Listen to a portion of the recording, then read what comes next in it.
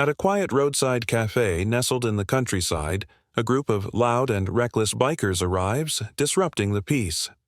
They pick a fight with a lone customer, a seemingly unassuming man eating a simple meal. What they don't realize is that they've chosen the wrong person to mess with. Beneath his calm demeanor lies a formidable soldier with a storied past, ready to teach them the lessons of respect, strength, and redemption. At a secluded roadside cafe surrounded by towering pines and the scent of freshly brewed coffee, the morning sun cast a golden glow across the parking lot. The cafe was the kind of place where truckers, locals, and the occasional wanderer stopped for a bite. On this particular morning, one such wanderer sat at a corner booth. Gabriel, a man in his mid-30s with a worn leather jacket and a weathered face, quietly sipped his coffee. His posture was relaxed, but his eyes carried the weight of someone who had seen too much. The peaceful ambiance was shattered when the roar of motorcycle engines echoed through the air. A group of 6 bikers, clad in black leather and covered in tattoos, pulled into the lot. Their leader, Damien, was a burly man with a shaved head and a sneer that could curdle milk. He strutted into the cafe, flanked by his gang, their presence filling the small space with an air of menace. "Hey, old man, is this seat taken?" Damien shouted, pointing at Gabriel's booth. Gabriel glanced up briefly, meeting Damien's gaze with calm indifference. Without a word, he returned to his coffee. Damien, unaccustomed to being ignored, leaned closer. "I asked you a question. You deaf or just stupid?" Gabriel set his cup down slowly, his expression unreadable. "It's neither. I'm just enjoying my coffee. Plenty of other seats around." Damien smirked, taking Gabriel's response as a challenge. "This guy's got a mouth on him. You sure you're in the right place, Grandpa?" The other bikers laughed, but Gabriel remained unfazed. He reached for his plate, cutting into a slice of pie with deliberate calmness. The cafe staff and a handful of patrons watched the exchange nervously, aware that trouble was brewing. One of the younger bikers, Leo, nudged Damien. "Maybe we should leave him alone. He doesn't look like he's looking for a fight." Damien shot Leo a glare. "Shut up, kid. This guy needs to learn some respect." The tension in the room thickened as Damien reached for Gabriel's plate. But before he could touch it, Gabriel's hand shot out like a cobra, gripping Damien's wrist with surprising strength. The room fell silent, the only sound the faint hum of the refrigerator behind the counter. "I said," Gabriel spoke evenly, his voice low and measured, "leave me alone." Damien yanked his hand back, massaging his wrist. His face twisted with a mix of pain and fury. "You've got a lot of nerve, old man. You're going to regret that." Gabriel returned to his meal as if the encounter had been nothing more than a minor inconvenience. The bikers exchanged uneasy glances, unsure of what to make of the man who had just humiliated their leader with such ease. But Damien wasn't one to back down. He gestured for his gang to follow him outside. "We'll see how tough he is when we're done with him." The bikers stormed out, their heavy boots echoing against the tiled floor. Gabriel watched them leave through the window, his face unreadable. He sighed and took another sip of his coffee, knowing that the peace he had sought at the cafe was gone. Outside, the bikers revved their engines, their frustration palpable. Damien barked orders, plotting his next move. Inside, Gabriel finished his pie, his mind already working through the potential scenarios. The cafe owner, a wiry man named Ted, approached Gabriel cautiously. "Look, mister, I don't want any trouble. Those guys are bad news." Gabriel offered a small, reassuring smile. "Don't worry, I don't want trouble either." Ted frowned, glancing nervously at the window. "Yeah, well, trouble seems to have found you anyway." Gabriel stood, leaving a few bills on the counter. "Thanks for the coffee and the pie. It was good." Ted hesitated, then nodded. "Take care of yourself." Gabriel stepped outside, the sunlight reflecting off the chrome of the motorcycles lined up like soldiers in a row. Damien and his gang stood waiting, their faces a mix of anger and anticipation. "Last chance to apologize," Damien sneered, "or we'll make sure you never forget us." Gabriel tilted his head slightly as if considering the offer. Then, with the calm confidence of someone who had faced far worse, he replied, "I think you'll be the ones doing the remembering." Damien's face darkened. "Get him."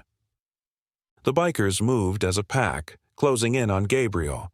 What followed was a blur of motion, a calculated display of speed, precision, and control. Gabriel moved like a dancer, dodging punches and disarming his attackers with minimal effort.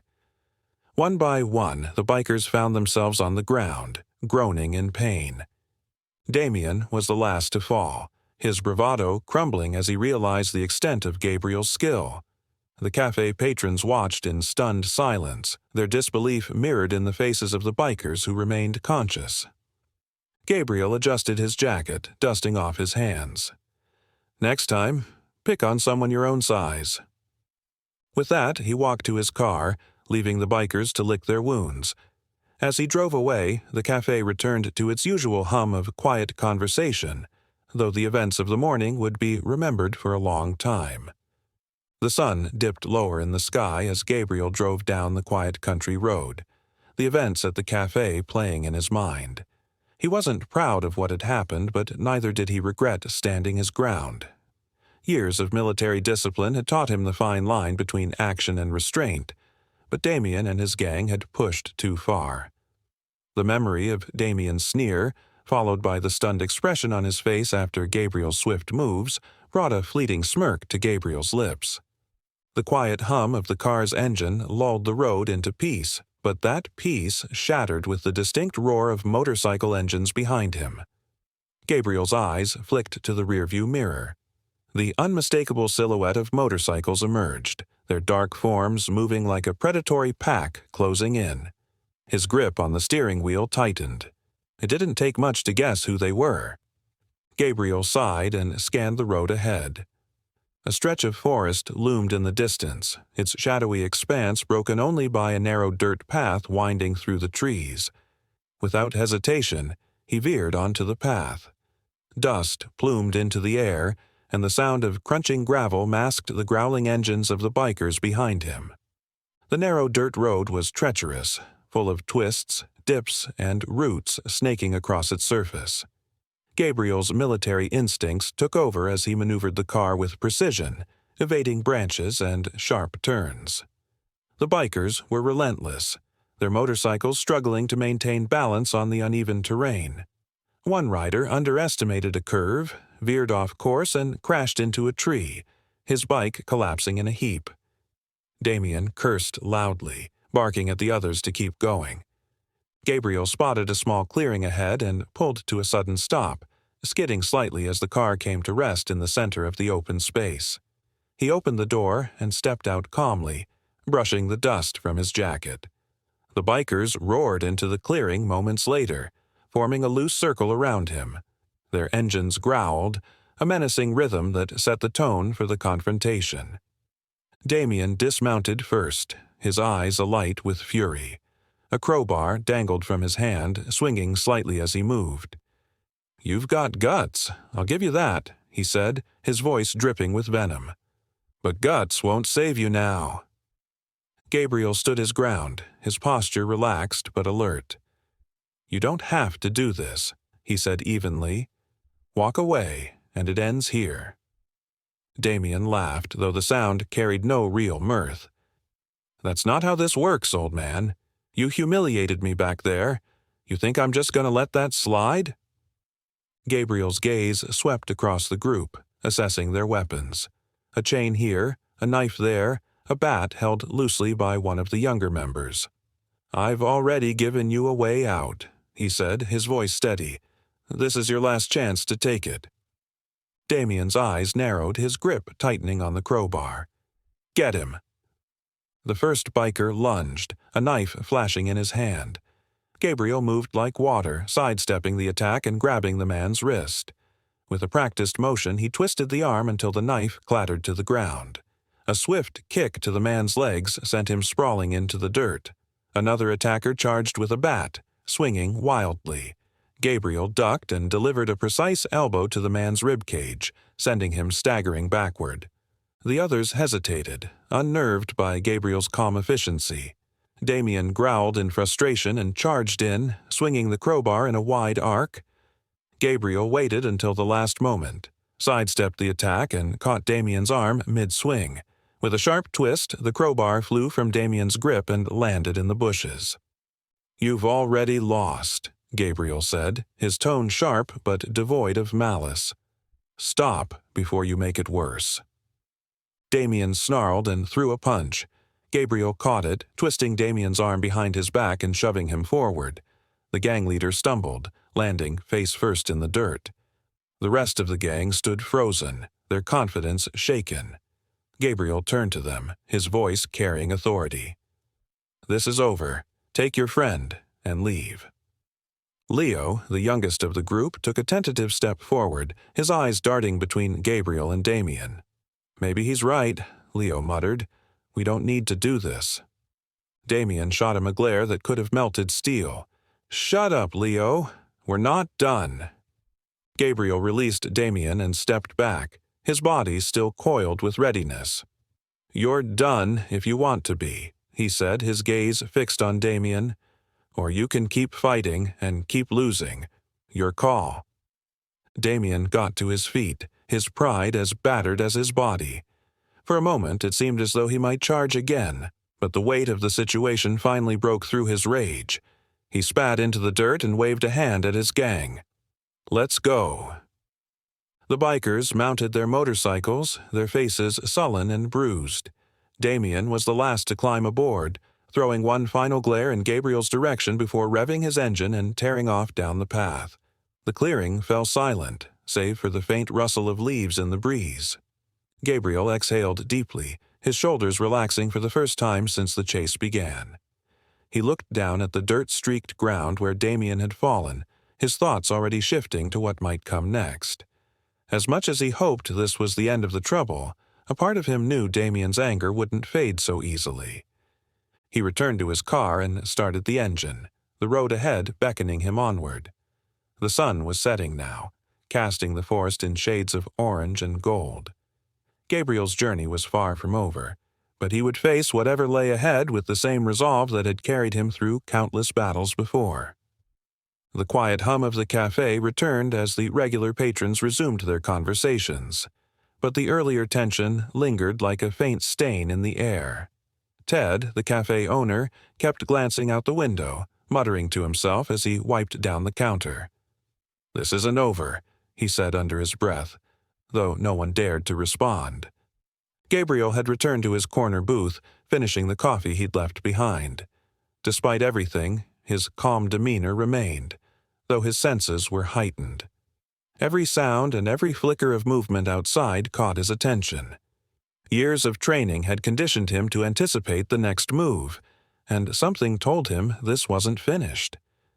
It wasn't long before the faint rumble of engines reached his ears. The distant growl grew louder, filling the cafe with a sense of foreboding. Ted froze mid-swipe, his rag trembling in his hand, while the remaining patrons exchanged uneasy glances. Gabriel remained still, his eyes fixed on the window as Damien's gang roared into the parking lot. This time there were more of them, 8, maybe 10. They weren't empty-handed either. The glint of metal in the sunlight revealed crowbars, chains, and pipes, and their body language radiated a need for vengeance. The roar of their engines died as they dismounted, and with deliberate steps they approached the cafe. The door swung open violently, the bell clanging like an alarm. Damien led the charge, his face a mask of fury and humiliation. His gang followed, spreading out as they entered, their heavy boots thudding against the floor. One biker, tall and wiry, kicked over a chair, the clatter echoing through the small space like a gunshot. "Round 2, Damien growled, his voice dripping with menace. His eyes locked on Gabriel, burning with hatred. Gabriel finished the last sip of his coffee and placed the mug down gently. "Didn't you learn your lesson already?" His voice was calm, almost bored, which only seemed to enrage Damien further. Damien slammed his fist on the counter, causing Ted to flinch and take a step back. "Shut your mouth. You think you're some kind of hero, huh? Well, let's see how tough you are when it's 10 against 1. The air grew heavy with tension. The remaining patrons shrank back in their seats, some crouching low to avoid drawing attention. Ted's eyes darted to Gabriel, silently begging him to de-escalate the situation. But Gabriel remained seated, his gaze steady as he sized up the bikers. With deliberate care, he stood, adjusting his jacket. His movements were slow, controlled, yet radiated an unspoken warning. "You brought this on yourselves," he said evenly. "But if this is what you want, I'm happy to oblige." Damien sneered and gestured to his crew. "Get him." The first biker lunged, a chain swinging in a wide arc. Gabriel ducked, the chain whistling past his head. He grabbed a chair and used it as a shield, deflecting the next swing before driving the chair into the man's midsection. The biker crumpled to the floor, clutching his ribs. Another attacker came at him with a crowbar. Gabriel sidestepped the swing and grabbed the man's wrist, twisting it sharply until the crowbar fell. A quick kick to the back of the biker's knee sent him collapsing to the ground. Before Gabriel could turn, two more charged in unison, one with a knife, the other with a bat. Gabriel pivoted, using the crowbar he had just disarmed to block the bat while twisting out of the knife's path. The cafe erupted into chaos. Tables and chairs were overturned as the bikers tried to corner Gabriel. Despite being outnumbered, he moved with the precision of someone who had survived worse. Each strike he delivered was measured, every motion designed to neutralize without inflicting permanent harm. The patrons huddled behind the counter with Ted, watching the spectacle unfold with a mix of fear and awe.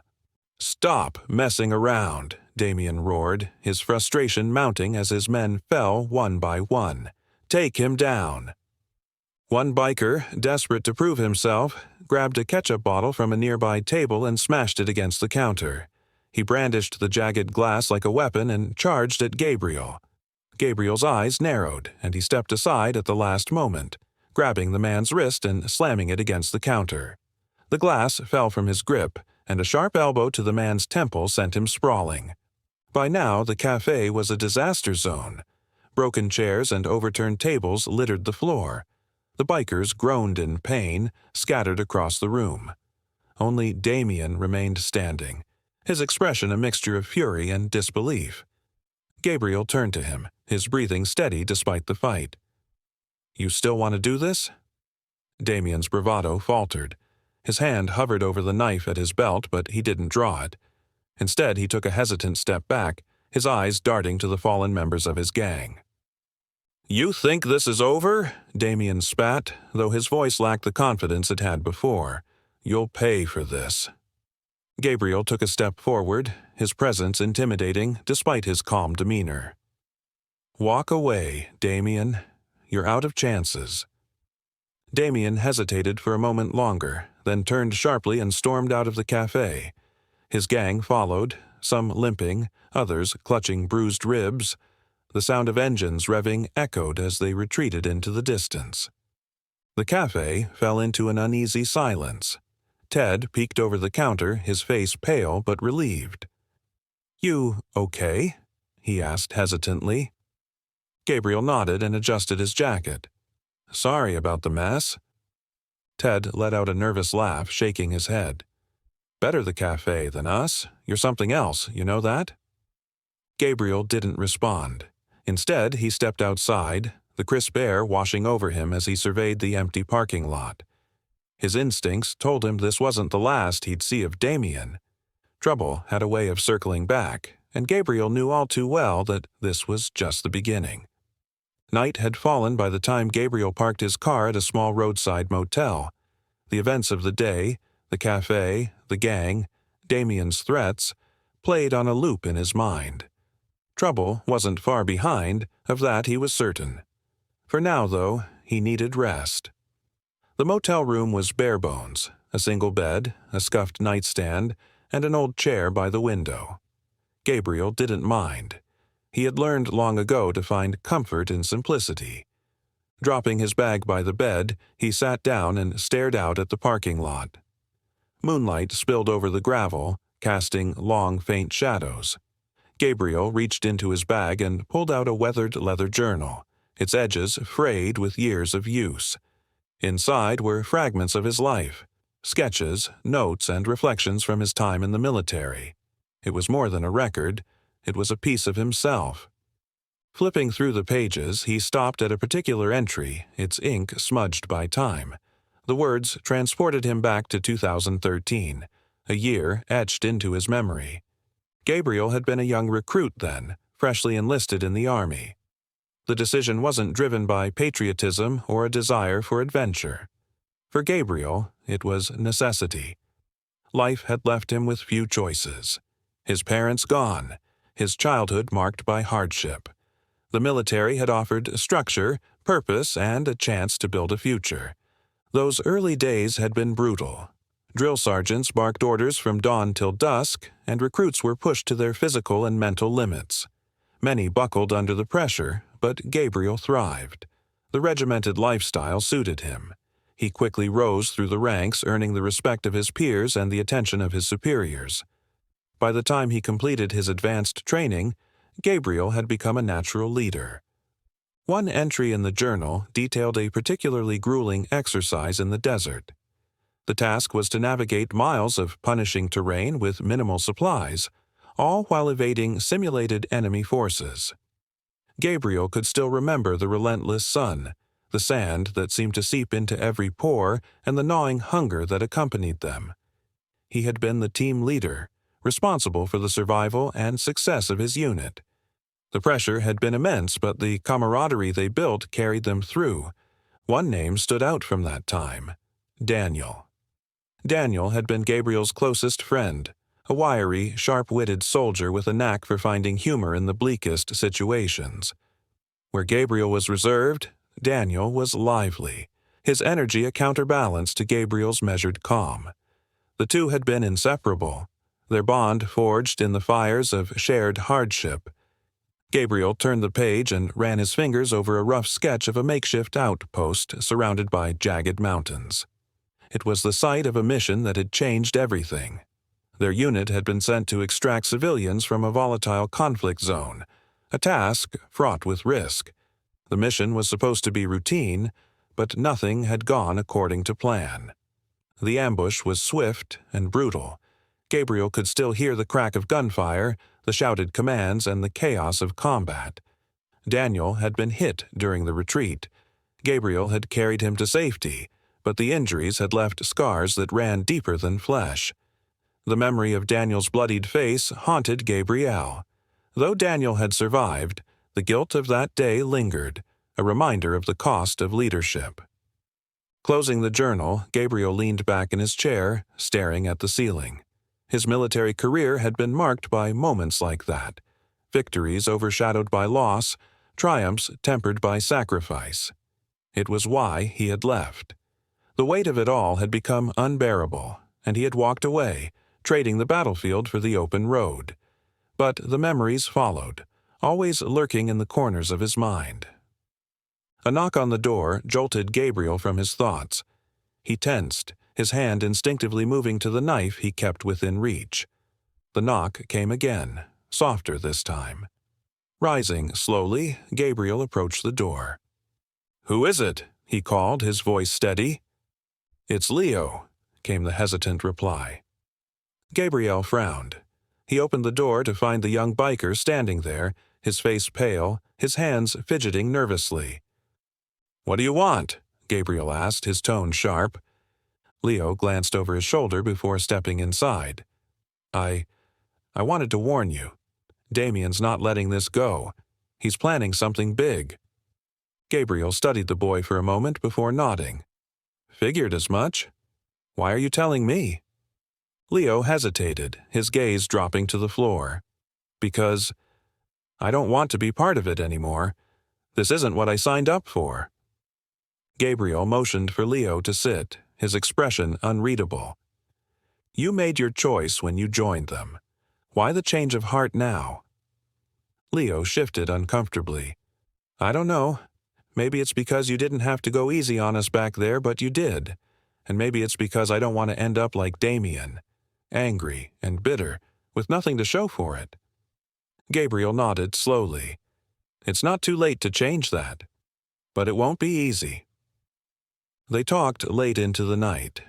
Leo spoke of a troubled childhood, of falling in with the gang because it felt like family.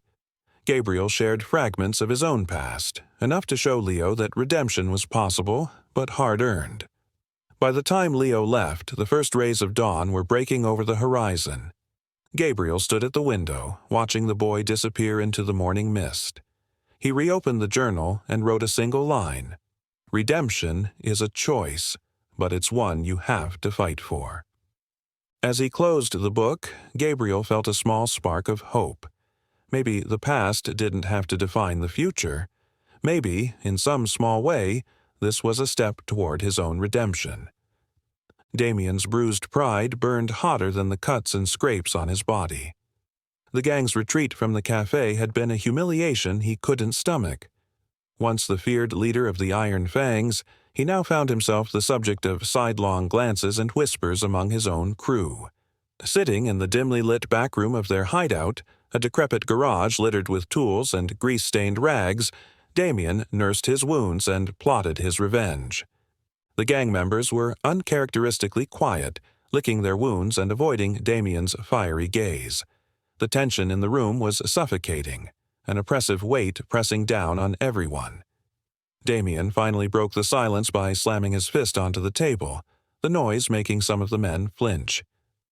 "This isn't over," he growled, his voice low but brimming with fury.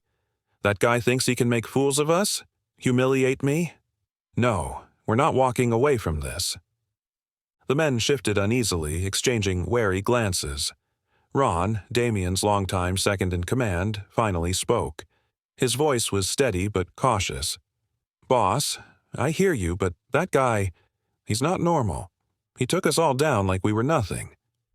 Damien shot Ron a glare that could have cut steel. "Are you saying we just let it go?" he snarled. Ron hesitated, then shook his head. "No. I'm saying we need to be smart about it. Rushing in without a plan is what got us into this mess in the first place." Damien leaned back in his chair, his jaw tightening. Ron's words stung because they were true. The first encounter at the cafe had been bad enough, but the second was an outright disaster. His crew's confidence in him was hanging by a thread, and he couldn't afford another failure. He needed a decisive win, not just to restore his reputation, but to prove he was still the leader they could depend on. "Fine," Damien said, his tone cold and calculated.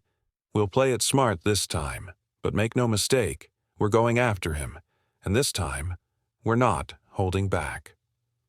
The room fell silent again. The bikers exchanged uncertain looks, their unease palpable. Finally, Leo, sitting at the edge of the group, broke the silence. "What's the plan, then?" he asked hesitantly. Damien's eyes narrowed as he glanced at Leo. The younger biker's loyalty had been questionable ever since the fight at the cafe, and Damien wasn't about to forget it. "The plan," Damien said slowly, "is to call in backup. We're bringing in people who can finish what we started." "Backup?" one of the bikers repeated, his voice tinged with confusion. "Who are you thinking of?" Damien's lips curled into a smirk. "I know some people. Tougher, meaner, and more dangerous than anyone here. They owe me favors. If we bring them in, that guy won't stand a chance." The murmurs in the room grew louder. Damien's connections were infamous. Over the years, he'd cultivated relationships with some of the roughest individuals in the underground world. Ex-convicts, street fighters, and mercenaries who thrived on chaos. If anyone could tip the scales in their favor, it was them. "Ron," Damien said, turning to his second-in-command. "You're in charge while I'm gone. I'll be back in 2 days with the reinforcements. Make sure everyone's ready." Ron nodded, though his expression was grim. "What if he leaves town before we're ready?" he asked. Damien's smirk widened. "He won't. That guy's got pride. He's not the type to run." As Damien left the hideout, his mind churned with thoughts of vengeance. He knew exactly where to go and who to call. These weren't men you brought home for dinner.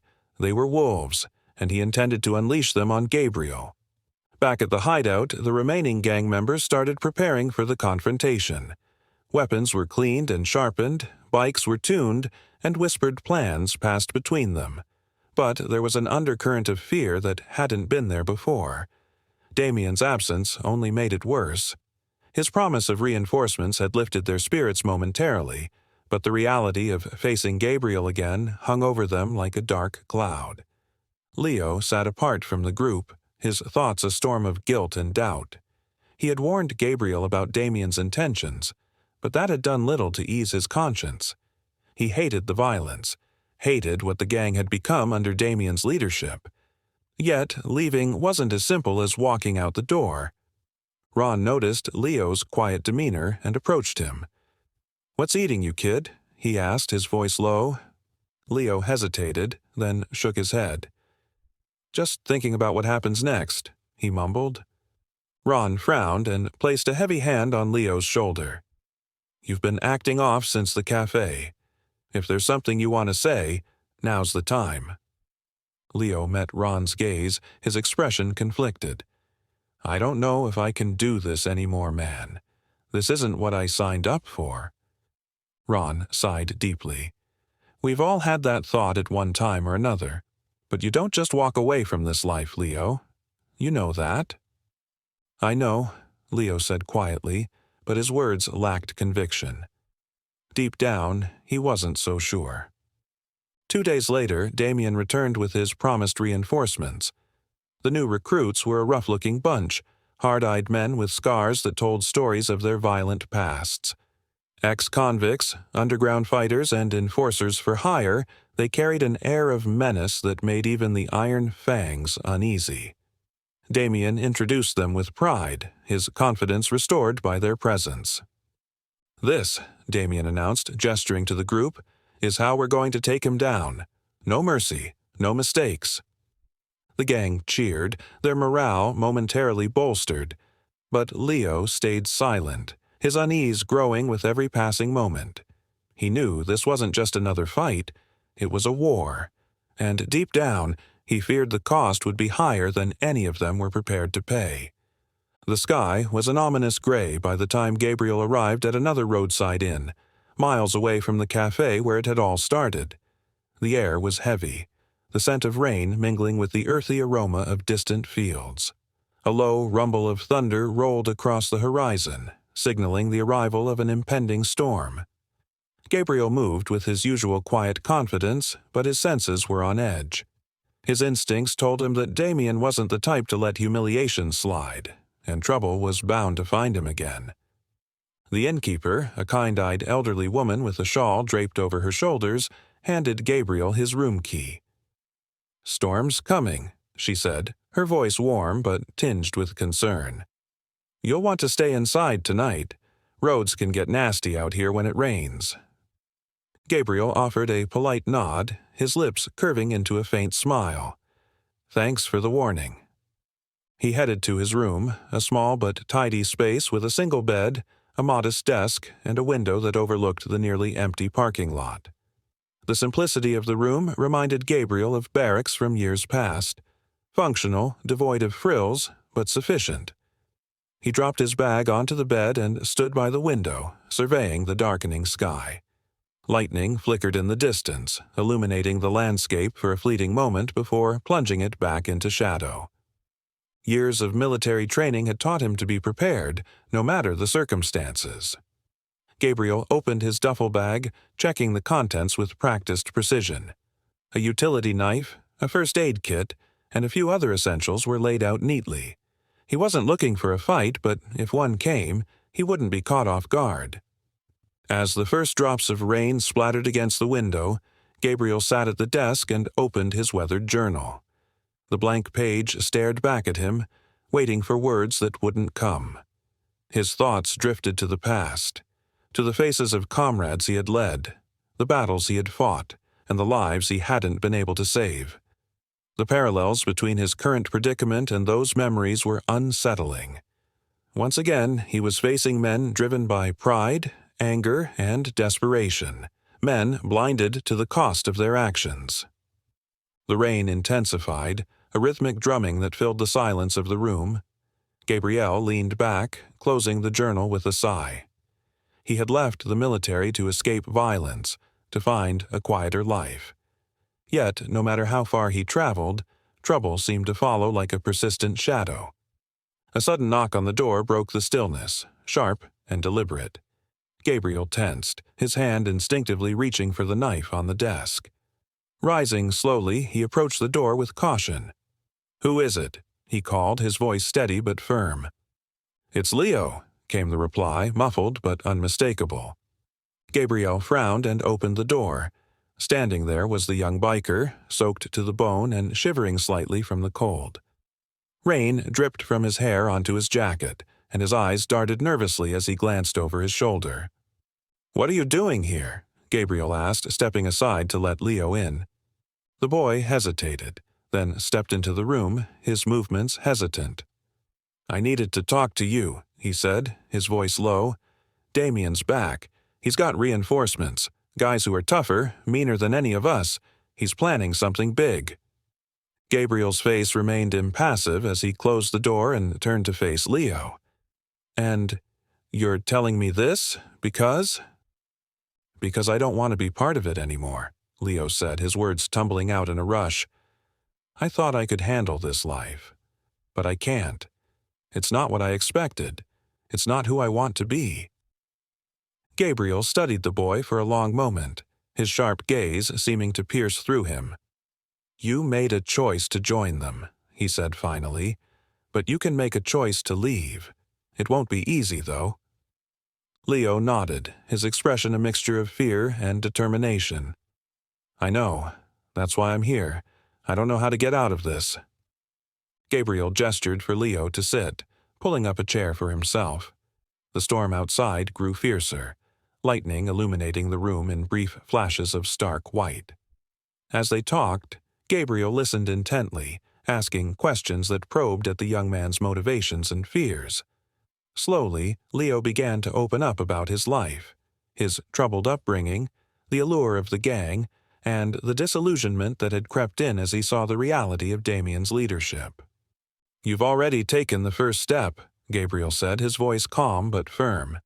"Admitting that this isn't the life you want takes courage, but walking away from it, that's going to take more." "I don't know if I can do it," Leo admitted, his voice barely above a whisper. "You can," Gabriel replied, "but you have to want it. Redemption isn't a straight path, it's a climb, and it takes work, but it's worth it." Leo nodded slowly, his earlier nervousness giving way to a flicker of resolve. The rain outside began to subside, the relentless drumming easing into a steady patter. By the time their conversation ended, the storm had calmed, leaving the world outside quiet and still. Leo stood, his shoulders a little straighter than before. "Thanks," he said quietly, "for everything." Gabriel nodded, watching as the young man left the room. The door closed softly behind him, and Gabriel returned to the window. The rain had nearly stopped, but the sky remained dark, the horizon heavy with unspoken threats. He had a feeling the storm wasn't truly over, not the one outside, nor the one that had been brewing in Damien's mind. Sitting back at the desk, Gabriel opened his journal once more. In the faint glow of the desk lamp, he wrote a single line. "A storm doesn't have to destroy. It can also cleanse." With that, he closed the book and leaned back in his chair, his thoughts quiet but watchful. Trouble was coming, but Gabriel was ready. The morning broke with a thin veil of fog clinging to the ground, the remnants of the storm hanging heavy in the air. Gabriel packed his belongings with quiet precision, his mind replaying Leo's warning from the previous night. Damien wasn't done, and reinforcements had been called. Gabriel wasn't one to run from a fight, but he knew this wasn't just about him. If Damien pushed hard enough, innocent people might get caught in the crossfire. The innkeeper stopped him at the front desk as he checked out. Her kind eyes were filled with worry. "Storms passed, but the roads can still be tricky," she said. "Be careful out there." Gabriel nodded politely. "Thanks, I'll manage." Stepping outside, he was greeted by the sharp chill of the morning air. His car, parked under a gnarled oak tree, was coated in dew. Gabriel climbed in, started the engine, and pulled onto the road. The tires hummed against the damp pavement as the highway stretched ahead, bordered by thick woods. The scene was serene, almost deceptive in its quiet. Gabriel's instincts sharpened as he drove. The silence felt too heavy, the air too still. His grip tightened on the wheel. Something was wrong. As he rounded a bend, a sudden glint of metal flashed in his peripheral vision. His gaze darted to the side of the road, catching a figure retreating into the woods. It was too fast to make out details, but the movement was deliberate. Moments later, the distant roar of engines shattered the stillness. Gabriel glanced in his rearview mirror and saw them, motorcycles closing in, their riders shadowed by the morning fog. Damien had found him, and he wasn't alone. These weren't just the Iron Fangs. There were new faces, tougher and more dangerous-looking than the original gang. Gabriel's mind snapped into action. The open highway offered little cover. His only option was to outmaneuver them. The first biker pulled alongside his car, a chain swinging from his hand. He lashed out, the chain cracking against the passenger side window. Gabriel swerved sharply, forcing the biker to veer off, but another quickly replaced him. This one swung a crowbar, smashing the side mirror. Gabriel cursed under his breath, scanning the road ahead. The gang was boxing him in, trying to push him toward the shoulder where the terrain sloped into a ditch. He slammed on the brakes suddenly, the car jolting to a near stop. The bikers weren't expecting it. Two swerved wildly, one nearly losing control. Taking advantage of the chaos, Gabriel swung the car into a sharp U-turn. The tires screeched and he sped back in the direction he had come, narrowly avoiding a collision with the stunned riders. He glanced in the rearview mirror and saw them regrouping, engines roaring as they gave chase. The road ahead split into a narrow dirt path that cut through the woods. Gabriel veered onto it without hesitation. The terrain was rough, shaking the car violently as it sped along the uneven ground. The motorcycles behind him struggled for traction, their tires skidding on loose gravel. One rider lost control entirely, his bike crashing into a tree with a sickening thud. Gabriel navigated the path with precision, weaving through the dense forest. The bikers were falling behind, the uneven ground and tight turns giving him an advantage. But he knew it wouldn't hold forever. Ahead, he spotted a clearing, the sun breaking through the trees in fleeting patches of light. A fallen tree lay partially across the path, creating a natural bottleneck. He braked hard, pulling the car to a stop just beyond the obstacle. Grabbing a crowbar from the trunk, Gabriel crouched behind the vehicle, his senses on high alert. The first biker burst into the clearing moments later, his focus solely on the car. Gabriel struck with precision, swinging the crowbar into the bike's front wheel. The rider was thrown forward, landing hard on the ground. Gabriel didn't stop. He moved like a predator, his training taking over as he neutralized each biker that emerged from the trees. One by one, they fell, their cries of pain echoing through the clearing. The reinforcements were tougher than Damien's original crew, but they lacked Gabriel's discipline and experience. By the time Damien arrived, only a handful of his men were still standing. The gang leader dismounted his bike, his face contorted with rage. "You think you're untouchable," he spat. "This ends now." Gabriel stood tall, his breathing steady despite the exertion. "You don't have to keep doing this," he said, his voice calm but firm. "Walk away while you still can." Damien sneered, pulling a knife from his belt. "Not a chance." They circled each other, the tension crackling in the air. Damien lunged first, his movements wild with anger. Gabriel sidestepped effortlessly, twisting Damien's arm and disarming him in a single fluid motion. The knife clattered to the ground. A swift kick to Damien's knee brought him down, gasping for breath. "This is over," Gabriel said, his tone like steel. "Leave, before you lose more than just your pride." Damien glared at him, his chest heaving. For a moment it seemed as though he might attack again, but the fight had left him. Defeated, he motioned for his remaining men to retreat. The roar of engines faded into the distance, leaving the clearing eerily quiet. Gabriel leaned against his car, watching the horizon. The ambush had been a close call, but he knew Damien wasn't finished. This was just another chapter in a fight that was far from over. The air was heavy with tension as Gabriel drove into the outskirts of a small town. His car rattled slightly from the rough terrain of his earlier encounter, but it held together. He had patched himself up as best he could, the aches in his muscles serving as a reminder of how close the ambush had been. Damien had retreated for now, but Gabriel knew the storm wasn't over. It was only gathering strength. The town, a modest scattering of weathered buildings, seemed quiet, almost too quiet. Gabriel pulled into the lot of a gas station on the edge of town. He needed fuel, and perhaps a few minutes to gather his thoughts. As he stepped out of the car, the bell above the station door jingled, announcing his arrival to the lone clerk behind the counter. The man, whose name tag read Eli, gave a brief nod but said nothing. Gabriel preferred it that way. After filling his tank, Gabriel grabbed a bottle of water from the station's fridge. Leaning against his car, he scanned the horizon. The stillness of the town didn't sit well with him. It felt frozen, waiting for something to disrupt its fragile peace, and Gabriel had a feeling he knew what that something was. The distant roar of engines broke his train of thought. Gabriel straightened, his hand instinctively moving toward the knife he carried at his side.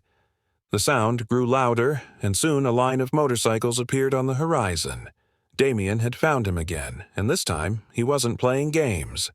Gabriel placed the bottle on the hood of the car and started the engine, but he didn't drive off. Running wasn't an option, not with the gang closing in. Within moments, the bikers had pulled into the lot, forming a semicircle around him. Damien dismounted first, his expression darker and more determined than before. Flanking him were two hulking figures, new faces, clearly part of the reinforcements Leo had warned him about. The rest of the gang fanned out, weapons glinting in the midday sun. "Out of the car, hero," Damien called, his voice dripping with mockery. "This time, we settle things for good." Gabriel turned off the engine and stepped out, his movements calm and deliberate. He faced the group, his gaze unwavering. "What's the point of all this, Damien?" Gabriel asked, his voice steady. "You've already lost twice. Do you really think a third time will end differently?" Damien's sneer deepened. "This isn't about winning or losing. It's about respect. And you're about to learn what happens when you cross the wrong people." One of the larger men stepped forward, cracking his knuckles. "Enough talk. Let's finish this." The attack came fast. A crowbar swung in a brutal arc toward Gabriel's head. He ducked, the weapon whistling past him, and countered with a sharp jab to the man's ribs. The attacker stumbled back, winded but still standing. The others closed in, their movements coordinated and purposeful. They weren't making the same mistakes as before. The fight erupted into chaos. Gabriel moved with precision, his military training evident in every motion. He disarmed one man, using a chain to block an incoming swing from another. The bikers pressed in, their numbers threatening to overwhelm him, but their lack of discipline was their downfall. Gabriel fought with calculated efficiency, each strike designed to incapacitate without wasting energy.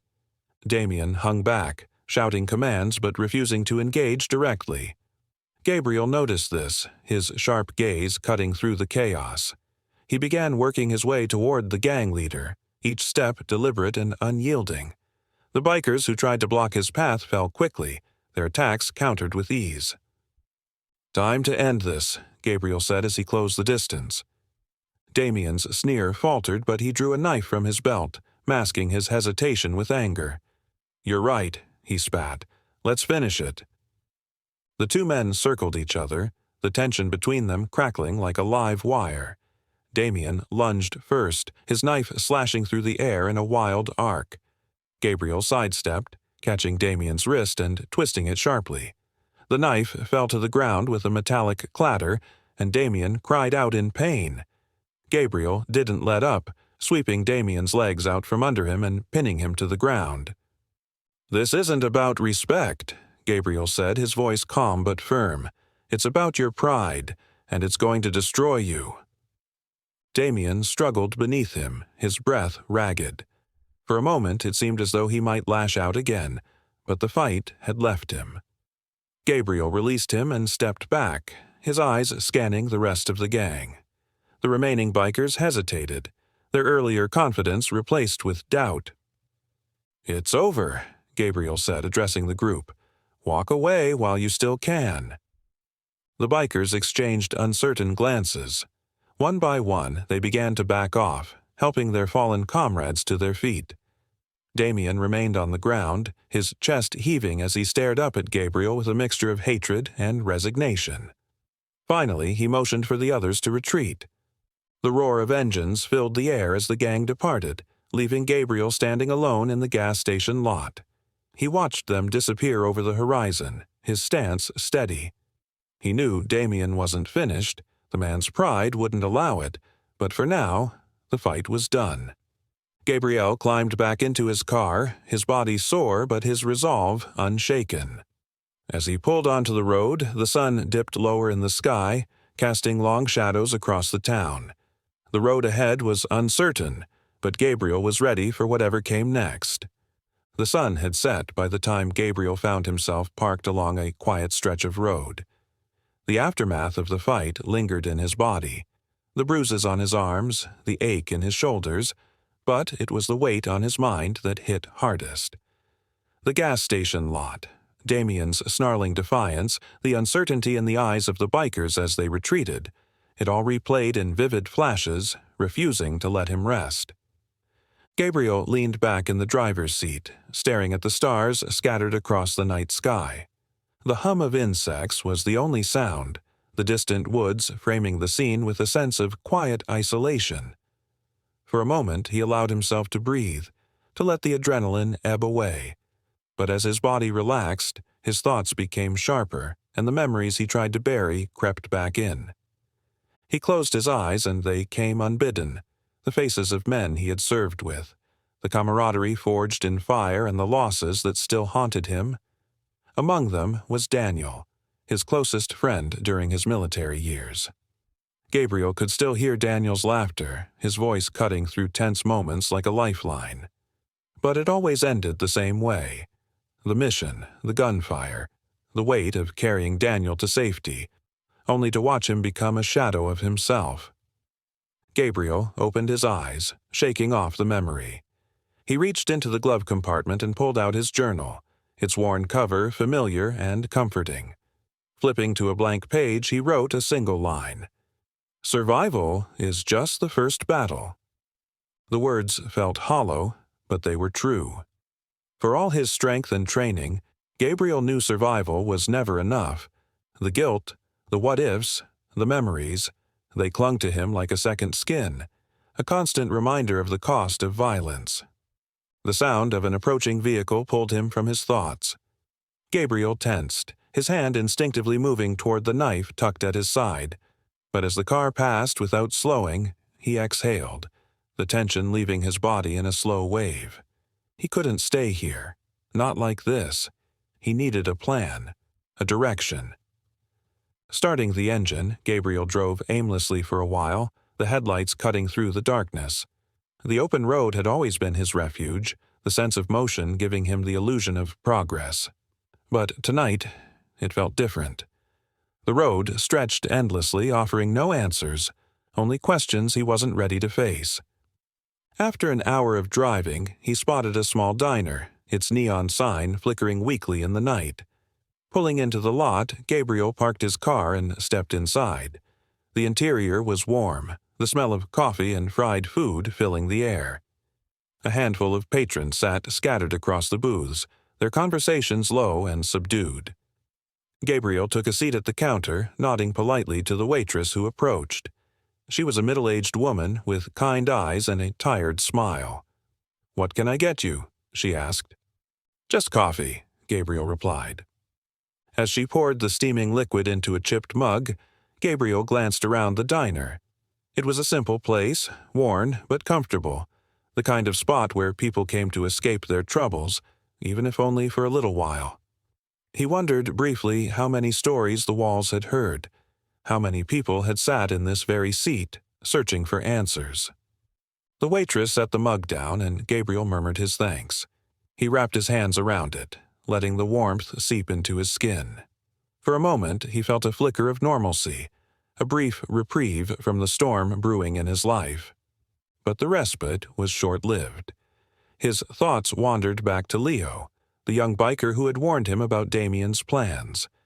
Gabriel had seen the fear in Leo's eyes, but also the flicker of something else: hope. Leo wanted out, but he didn't know how. Gabriel understood that struggle all too well. It was a battle he had fought himself, a battle he was still fighting.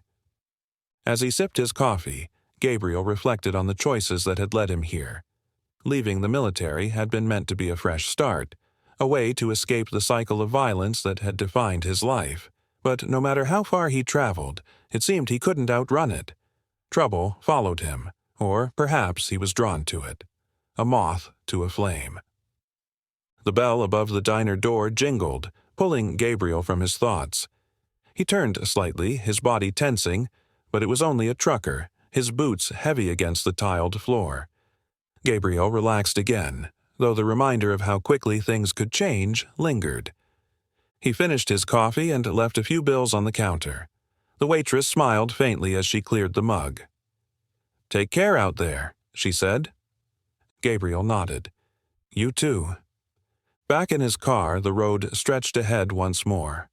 Gabriel drove into the night, the hum of the engine a steady backdrop to his thoughts. Damien's words echoed in his mind, the threat they carried unmistakable. But it wasn't just Damien that haunted him. It was the reflection of himself in the gang leader's actions. Pride, anger, the refusal to let go. Gabriel had seen it before, in others and in himself. As the first hints of dawn painted the horizon, Gabriel pulled over to the side of the road. He stepped out, the cool air sharp against his skin, and stood there, watching as the sky shifted from dark to light. The world felt quiet in that moment, the kind of quiet that carried a sense of possibility. Gabriel opened his journal and wrote, "The road is long, but every step forward matters." Closing the book, he slid it back into his bag. The path ahead was uncertain, but he knew he couldn't stop. Reflection was important, but action was necessary. Whatever Damien had planned, Gabriel would be ready. He climbed back into the car, the rising sun casting a golden glow over the landscape. The engine roared to life, and Gabriel drove onward, leaving the past behind him, if only for a little while. Damien sat in the dim corner of a decrepit bar, nursing a drink that remained untouched. The low hum of conversation and clinking glasses filled the air, but it was all background noise to him.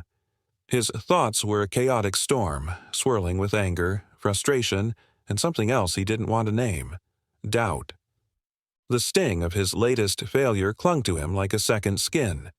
Gabriel had dismantled his crew yet again, and each defeat chipped away at the reputation Damien had spent years building. The Iron Fangs looked to him for leadership, for strength, but with every loss, cracks in his authority grew wider.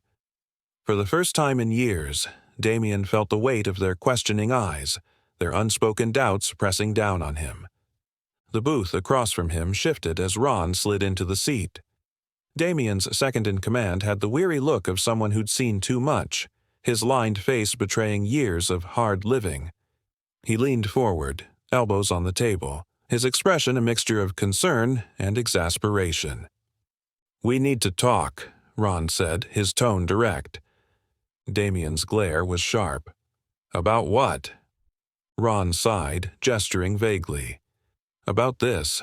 About everything. The crew's falling apart, Damien. They're questioning your decisions. Hell, I'm questioning them." Damien clenched his fists, his jaw tightening. "You think I don't know that?" "I think you're letting your pride drive this," Ron replied bluntly. "And if you keep it up, it's going to get someone killed."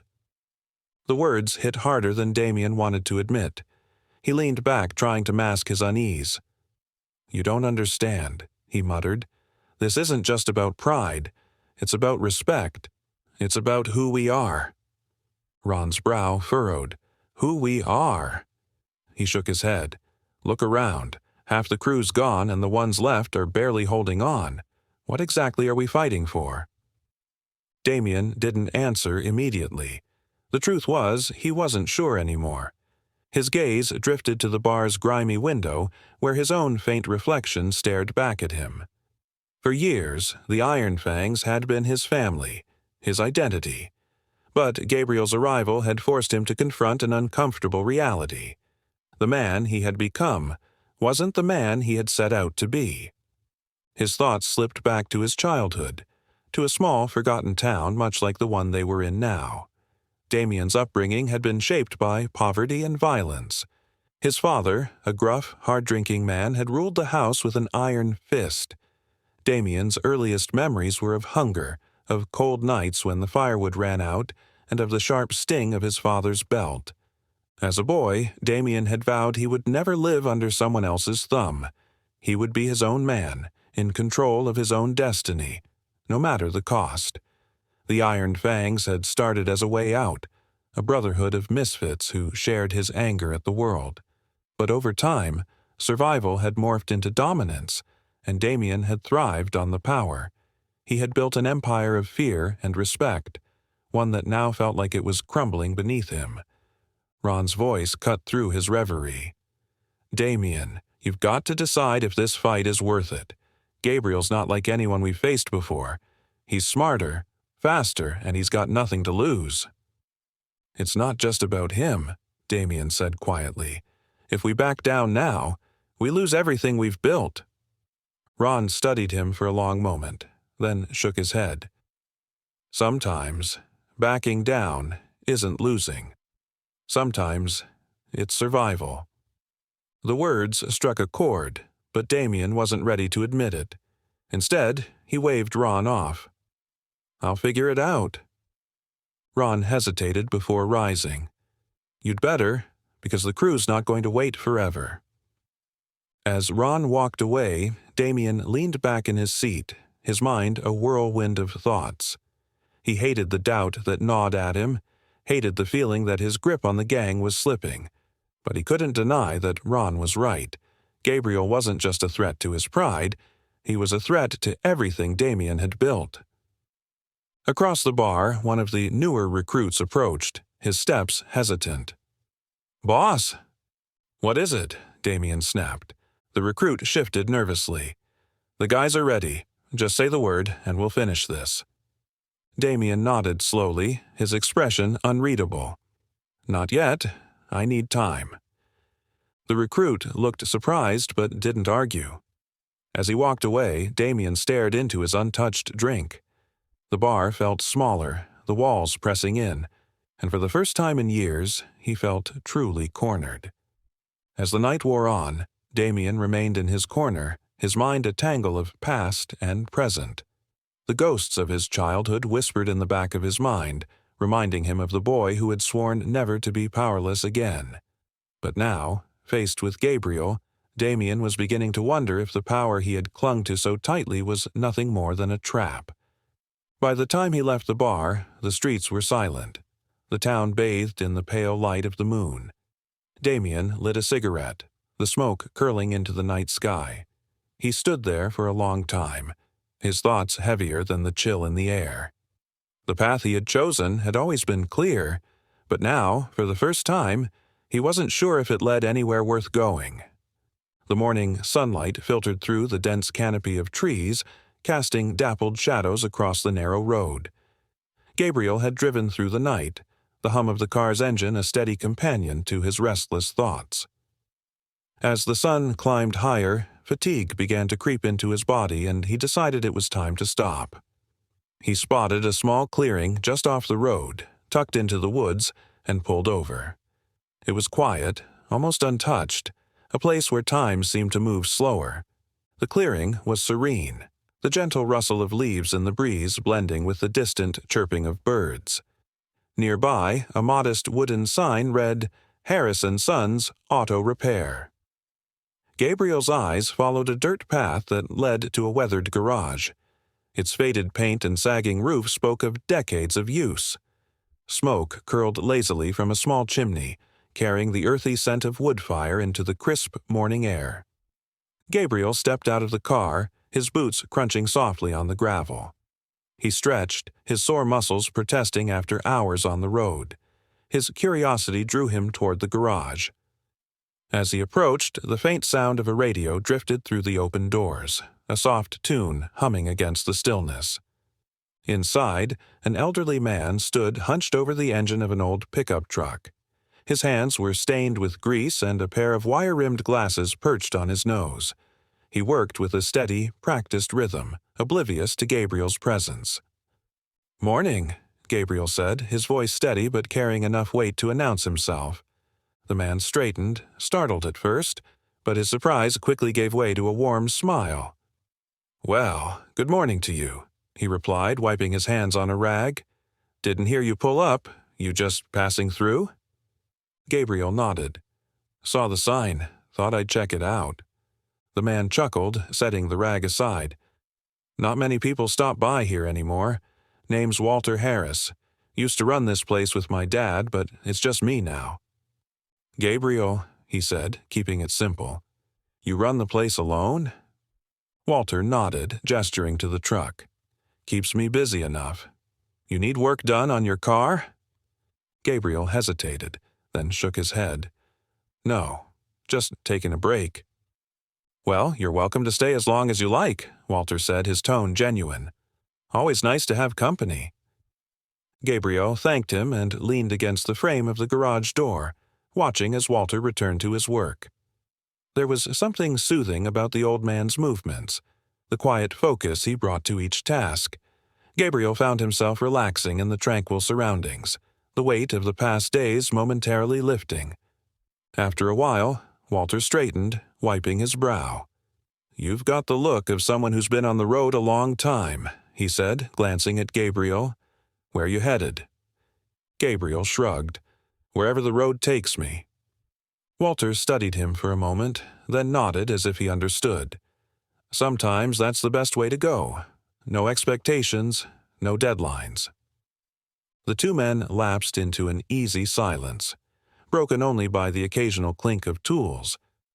Gabriel's gaze drifted to the forest beyond the clearing, its stillness a stark contrast to the chaos that had marked his recent days. He hadn't realized how much he needed a moment like this, a reminder of the simplicity that still existed in the world. As the sun climbed higher, Walter set his tools aside and motioned toward a small table outside the garage. "How about some coffee?" he offered. Gabriel followed him to the table where a thermos and two mismatched mugs waited. Walter poured the coffee, the steam curling into the air. Gabriel took a sip, the warmth spreading through him. "Been running this place for over 50 years, Walter said, his voice carrying a note of pride. "Seen a lot of folks come and go, most of them just passing through, looking for something they can't quite name." Gabriel nodded, his gaze fixed on the horizon. "I guess I'm one of them." Walter chuckled. "Nothing wrong with that. Life's a journey, not a destination, or so they say." They sat in companionable silence, the peaceful atmosphere broken only by the distant calls of birds. Gabriel felt a strange sense of calm, a rare reprieve from the chaos that seemed to follow him. In moments like these, he remembered why he had left the military: to find peace, to escape the cycle of violence that had defined so much of his life. Eventually, Gabriel stood, setting his empty mug on the table. "Thanks for the coffee," he said, "and the company." Walter smiled, his eyes crinkling at the corners. "Any time. Safe travels, Gabriel. Remember, you're always welcome here." Gabriel nodded and walked back to his car. As he started the engine, he glanced back at the garage, the old man still standing in the doorway, a wave of farewell in his hand. For the first time in days, Gabriel allowed himself a small smile. The road ahead was still uncertain, But this moment of peace reminded him that not every turn had to lead to conflict. As the car rolled onto the road, the clearing disappeared behind him, the trees closing in once more. Gabriel drove on, the encounter with Walter lingering in his mind. Not all battles were fought with fists or strategy. Sometimes the fight was about finding stillness, about holding on to moments of quiet in a chaotic world. The road stretched ahead, but Gabriel felt lighter now, the weight of the past easing ever so slightly. For the first time in a long while, he let himself hope. For peace, for purpose, for something more than survival. The Iron Fangs gathered in the dimly lit basement of an abandoned warehouse on the outskirts of town. The air was heavy with cigarette smoke and tension, the faint scent of oil and dust lingering in the stale atmosphere. Damien stood at the head of the room, his presence commanding despite the bruises that still marred his face. His stance was firm, but the cracks in his leadership were evident in the way his gang avoided direct eye contact. This wasn't just a meeting, it was a reckoning. The gang's numbers were smaller now. Gabriel's repeated victories had whittled them down, leaving only the most loyal, stubborn, or desperate. Those who remained sat or stood around the room, their faces a mix of skepticism and unease. Damien scanned the group, his sharp gaze daring anyone to question his authority. "Let's get one thing straight," Damien began, his voice steady but laced with anger. "We've been knocked down, but we're not out, not by a long shot." His words hung in the air, met with silence. The bikers exchanged wary glances, their doubt palpable. Ron, Damien's longtime second-in-command, leaned against the far wall, arms crossed. His expression was one of quiet disapproval, though he remained silent. For now. "Gabriel's not like anyone we've dealt with before," Damien continued, his tone hardening. "He's smart, trained, and doesn't scare easy, but he's not invincible. Nobody is." One of the younger members, a wiry man named Tommy, shifted uneasily in his chair. "What's the plan, boss? We've gone after him 3 times now, and it hasn't exactly gone in our favor." A murmur rippled through the room, the unspoken doubts finding a voice in Tommy's question. Damien's jaw tightened and his fists clenched at his sides. "The plan," he said through gritted teeth, "is to stop thinking like a gang and start thinking like a unit. Gabriel's got military training, and that's how he's outsmarting us. If we want to take him down, we need to be smarter, faster, and more organized." Ron stepped forward, his skepticism evident. "And how exactly do you plan to do that? We're not soldiers, Damien.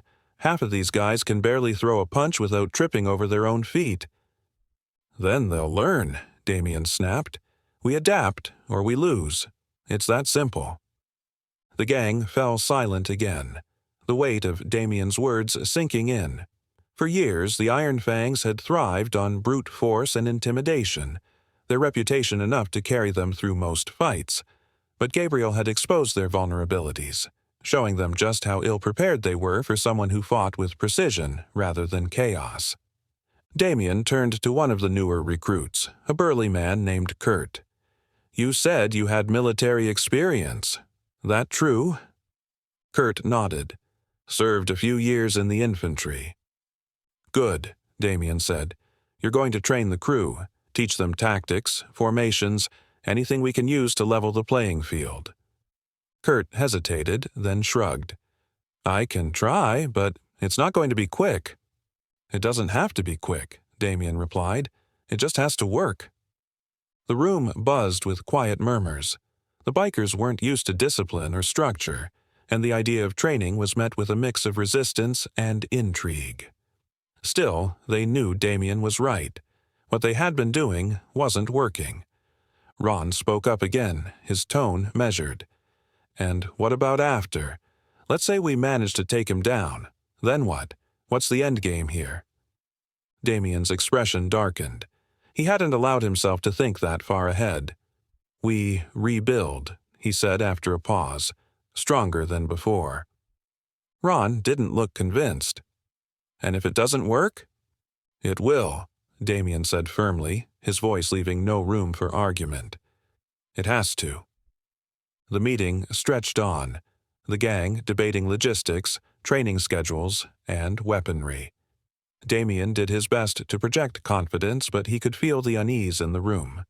Gabriel's shadow loomed large over them, a reminder of their failures and the uphill battle they faced.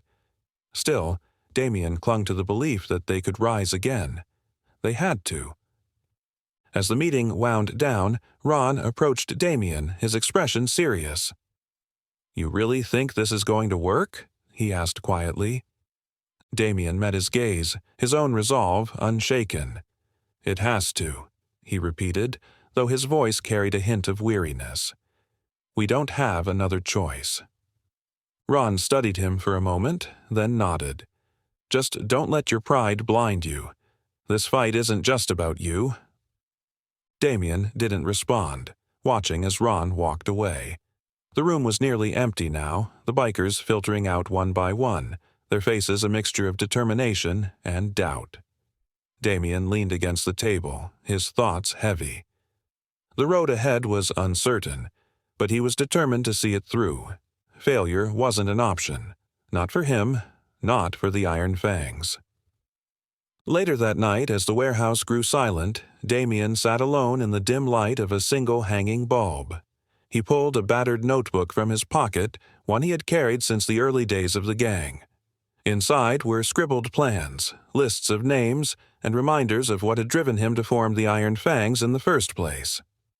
As he flipped through the pages, he paused on a line he had written years ago. "Power isn't given. It's taken."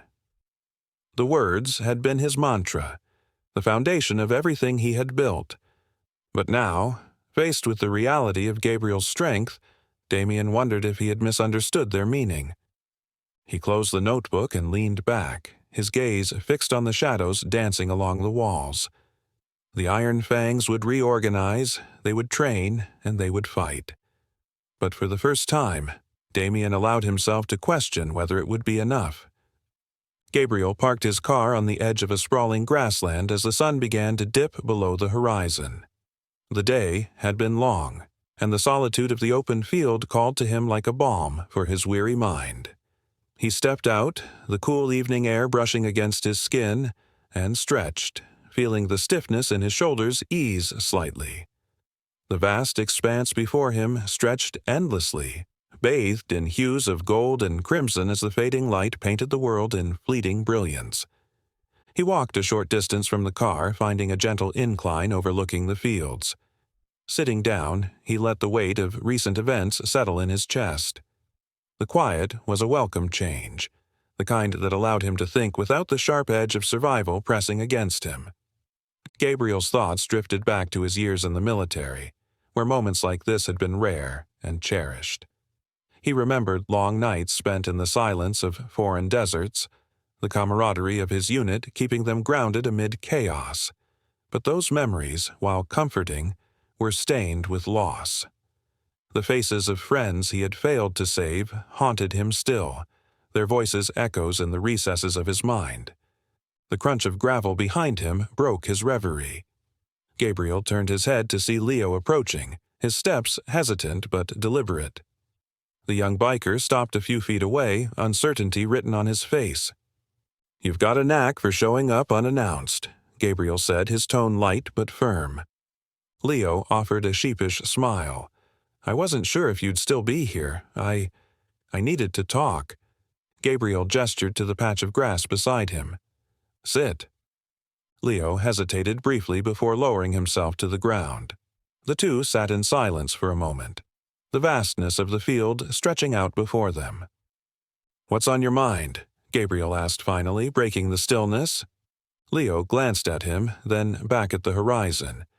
"I don't know where to go," he admitted, his voice tinged with frustration. "I want out of the gang, but I don't know how. Damien's not the kind of guy who lets people walk away." Gabriel studied him, his sharp gaze piercing but not unkind. "Walking away isn't easy," he said, "but staying will cost you more in the long run. You've already made the hardest decision, admitting you want something different." Leo nodded, picking at the grass absently. "I've been with them so long. They're the closest thing I've had to family. Without them, I don't know who I am." Gabriel leaned forward, resting his elbows on his knees. "I know how that feels," he said. "When I left the military, it was the same. My unit was my family, my purpose. Leaving them felt like losing a part of myself." Leo frowned, his brows knitting together. "How did you do it? How did you leave?" Gabriel's gaze grew distant. "It wasn't easy. It took time, and it took realizing that I couldn't keep living for what was behind me. I had to start looking ahead, even when I didn't know what was waiting." Leo's shoulders slumped. "What if there's nothing ahead for me? What if I leave and end up with nothing?" Gabriel's voice was firm but gentle. "There's always something ahead, Leo. You have the chance to make a different choice, to be someone better than you've been. It's not about where you've been.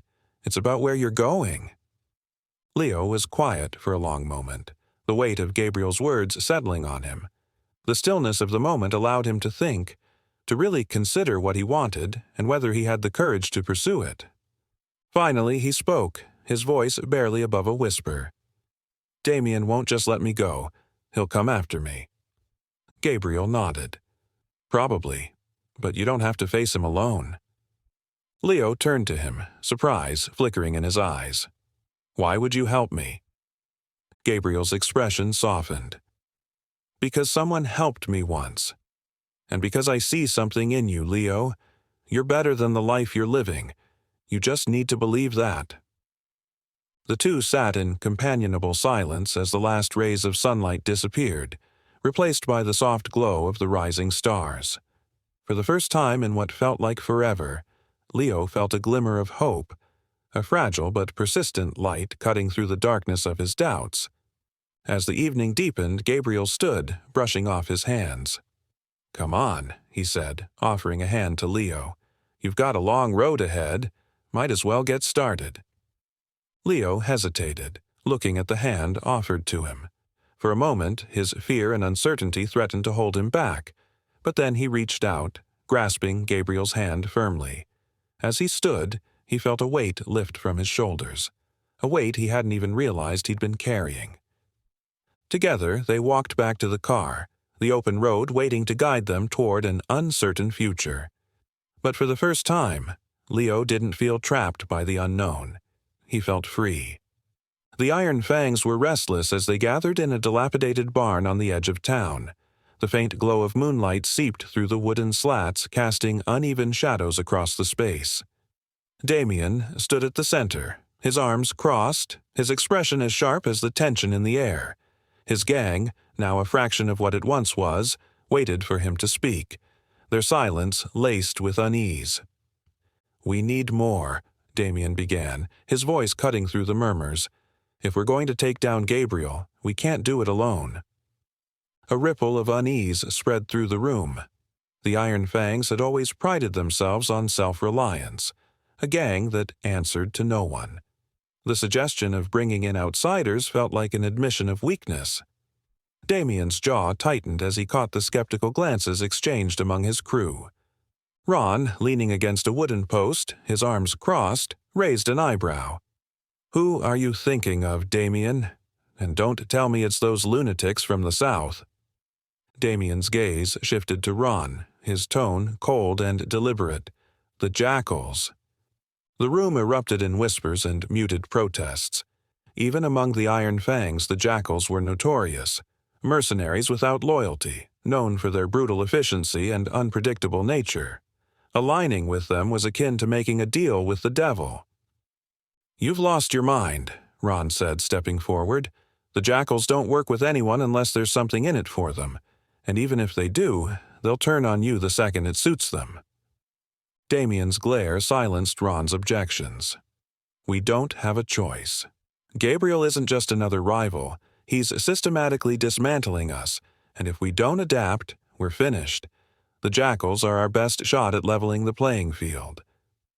Kurt, the burly ex-soldier, chimed in from the back. "How are you planning to pay them?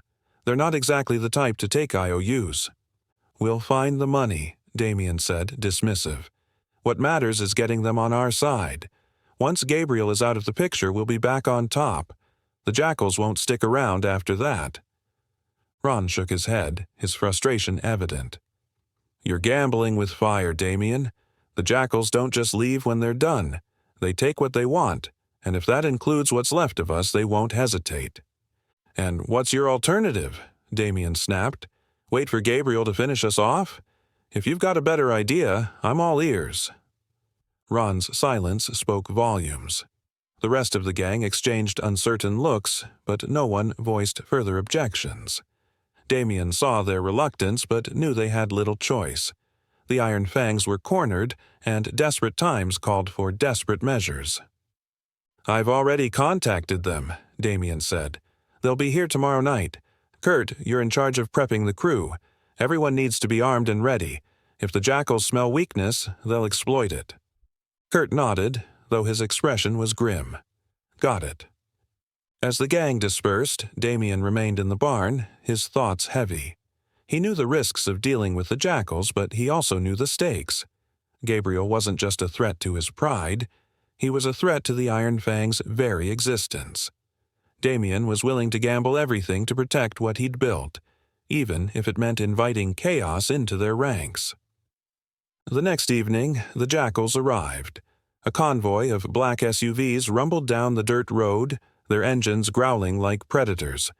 Their leader, Nash, stepped out first, his wiry frame and sharp eyes exuding an air of calculated menace. Behind him were a dozen men, each one carrying the hardened look of someone who had long abandoned morality. Damien stepped forward, forcing himself to appear confident. "Nash," he greeted, extending a hand. "Glad you could make it." Nash ignored the gesture, his thin lips curving into a smirk. "You must be desperate if you're calling us," he said, his voice smooth but laced with malice. "What's the job?" "Taking out a problem," Damien replied, lowering his hand. "One man. But he's not like anyone you've dealt with before." Nash arched an eyebrow, intrigued. "Go on." "He's ex-military," Damien explained. "Highly trained. He's already taken down most of my crew." Nash exchanged glances with his men, their interest clearly piqued. "Military, huh?" he mused. "This could get interesting. But you know we don't work cheap." Damien nodded. "Name your price." Nash leaned in, his voice dropping to a near whisper. "Half up front, the rest when the job's done. And if you try to screw us over, you'll wish this Gabriel guy had finished the job." Damien met Nash's gaze without flinching. "You'll get your money. Just make sure you deliver." Nash straightened, his smirk widening. "Oh, we'll deliver. But remember, Damien, this is our show now. You're just along for the ride." As the jackals began unloading their gear, Damien watched with a mix of determination and unease. Their precision and efficiency were undeniable, but so was the danger they represented. He had invited wolves into his den, and now all he could do was hope they wouldn't turn on him before Gabriel was dealt with. Ron approached him, his expression grim. "This is a mistake," he said quietly. "Maybe," Damien admitted, "but it's the only chance we've got." Ron shook his head but didn't argue further. The jackals were here and the wheels were already in motion. The Iron Fangs had made their choice, and there was no turning back. The plan was straightforward in theory: draw Gabriel into a controlled environment, corner him, and overwhelm him with numbers. In practice, however, the execution required precision, coordination, and a delicate balance of trust between two groups that couldn't be more different. The dilapidated warehouse on the edge of town served as the chosen battleground. Its rusted beams and cracked concrete floor bore the weight of decades of neglect, a perfect backdrop for the ambush Damien and the jackals had planned. Nash, the jackals' wiry leader, stood at the center of a makeshift command station, a battered table littered with maps, flashlights, and blueprints of the warehouse. He exuded an air of control, his sharp gaze flicking between the plans and the men gathered around him. The jackals moved with a quiet efficiency, their actions deliberate and precise. The Iron Fangs, on the other hand, hung back, their unease palpable as they watched the newcomers take charge. "Gabriel's no fool," Nash began, his voice calm but authoritative. "He's not walking into this place blind. The second he sets foot in here, he's going to know something's off. That's why we don't give him time to think. The moment he's inside, we hit him from all sides. Fast, hard, no hesitation." Damien stood on the outskirts of the group, his arms crossed and his expression unreadable. For all his bravado, he couldn't shake the feeling that the jackals had effectively taken over. This was no longer his operation, and that reality gnawed at him. But he had no choice. Gabriel had left him with his back against the wall, and Nash was his best shot at turning the tide. "What's my crew's role in all this?" Damien asked, his tone sharp enough to cut through the murmurs of the room. Nash turned his attention to Damien, a faint smirk playing on his lips. "Distraction," he said. "Your guys make the noise, draw his focus. Meanwhile, my men will be stationed along the perimeter, waiting for the signal. When the time's right, we move in and finish the job." The Iron Fangs exchanged uneasy glances, and Damien's jaw tightened. He hated the implication that his gang was little more than bait, but he couldn't deny the logic of the plan. Gabriel had proven himself more than capable of outmaneuvering them. If Nash's precision and strategy could tip the scales, then so be it. "What about the woods?" Kurt, the ex-soldier, asked, stepping forward. "If Gabriel catches wind of this and bolts, he could disappear into the trees before we can lock him down." Nash nodded, his smirk fading into a more serious expression. "We've accounted for that. I'll have men stationed in the woods. Gabriel's good, but he's not invisible. If he tries to run, we'll be ready." Ron, who had remained silent until now, stepped closer to Damien, his voice low enough that only Damien could hear. "This feels off. The jackals don't do anything without an angle. You sure we can trust them?" Damien didn't meet Ron's gaze. "We don't have a choice." As Nash continued outlining the plan, the gang began preparing the warehouse. Crates and debris were strategically arranged to create choke points and hiding spots. Metal beams were reinforced to provide cover, and tripwires were rigged near the entrances to funnel Gabriel into the kill zone. The jackals worked with the precision of a well-trained unit, their every movement calculated. By contrast, the Iron Fangs stumbled through their tasks, their lack of coordination glaringly obvious. "Your boys look like they've never seen a proper ambush," one of the jackals muttered, earning a sharp glare from Damien. "Focus on your own job," Damien snapped. "We'll handle ours." Tensions simmered as the hours wore on, the two groups forced to coexist despite the mistrust that hung heavy in the air. The jackals viewed the Iron Fangs as amateurs, while the Iron Fangs resented the jackals' arrogance. Damien worked to keep his crew in line, but the cracks in their morale were starting to show. As the preparations neared completion, Nash called Damien over to the command table. "We've got eyes on the roads leading into town," he said, pointing to a map. "If Gabriel's coming, we'll know well before he gets here. When he does, we'll funnel him through this entrance." He tapped a spot on the blueprint marked with an X. "Once he's inside, it's game over." Damien nodded, though his stomach churned with unease. The plan was sound, but something about Nash's confidence unsettled him. The jackals were too comfortable, too sure of themselves. It was as if they were playing a game Damien didn't fully understand. "You just make sure your men are ready," Nash added, his tone laced with a subtle challenge. "They'll be ready," Damien replied, his voice firm. As night fell, the warehouse transformed into a fortress. Floodlights were rigged at key points, casting harsh beams of light across the interior. Men took their positions, weapons at the ready, the air thick with anticipation. Damien stood at the center of it all, his mind racing. This was it, the moment that would decide the fate of the Iron Fangs. Ron approached him, his expression grim. "You sure about this?" Damien hesitated for the briefest of moments before nodding. "We don't have a choice." "You keep saying that," Ron said. "But what happens if this goes sideways? "It won't," Damien said, though the words felt hollow. As the final preparations were made, Damien couldn't shake the feeling that he was walking into a trap of his own making. Gabriel was out there, somewhere, and Damien knew he wouldn't go down without a fight, but for now, all he could do was wait. The trap was set. Now, all that remained was to see who would walk away alive. The warehouse loomed ominously in the pale glow of the moon, its rusted exterior a silent witness to the battle about to unfold.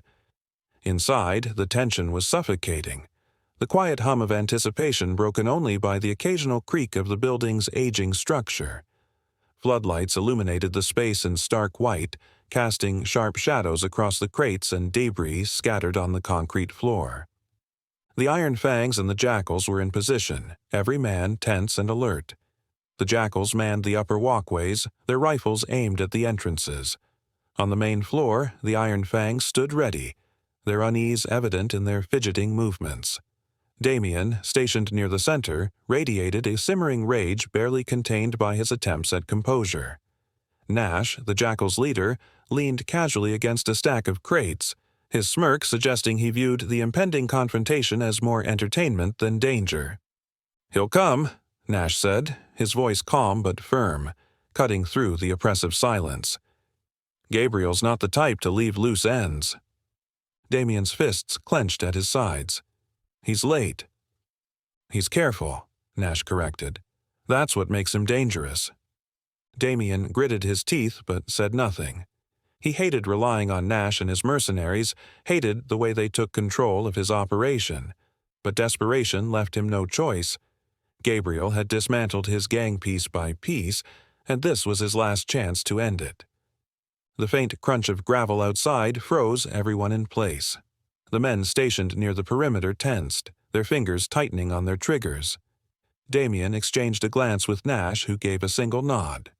"Positions," Nash commanded. The room came alive with movement.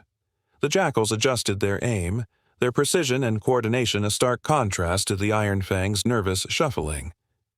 Damien took a deep breath, forcing himself to focus. The trap was set. All they had to do now was spring it. The main doors creaked open, the sound echoing through the warehouse like a gunshot.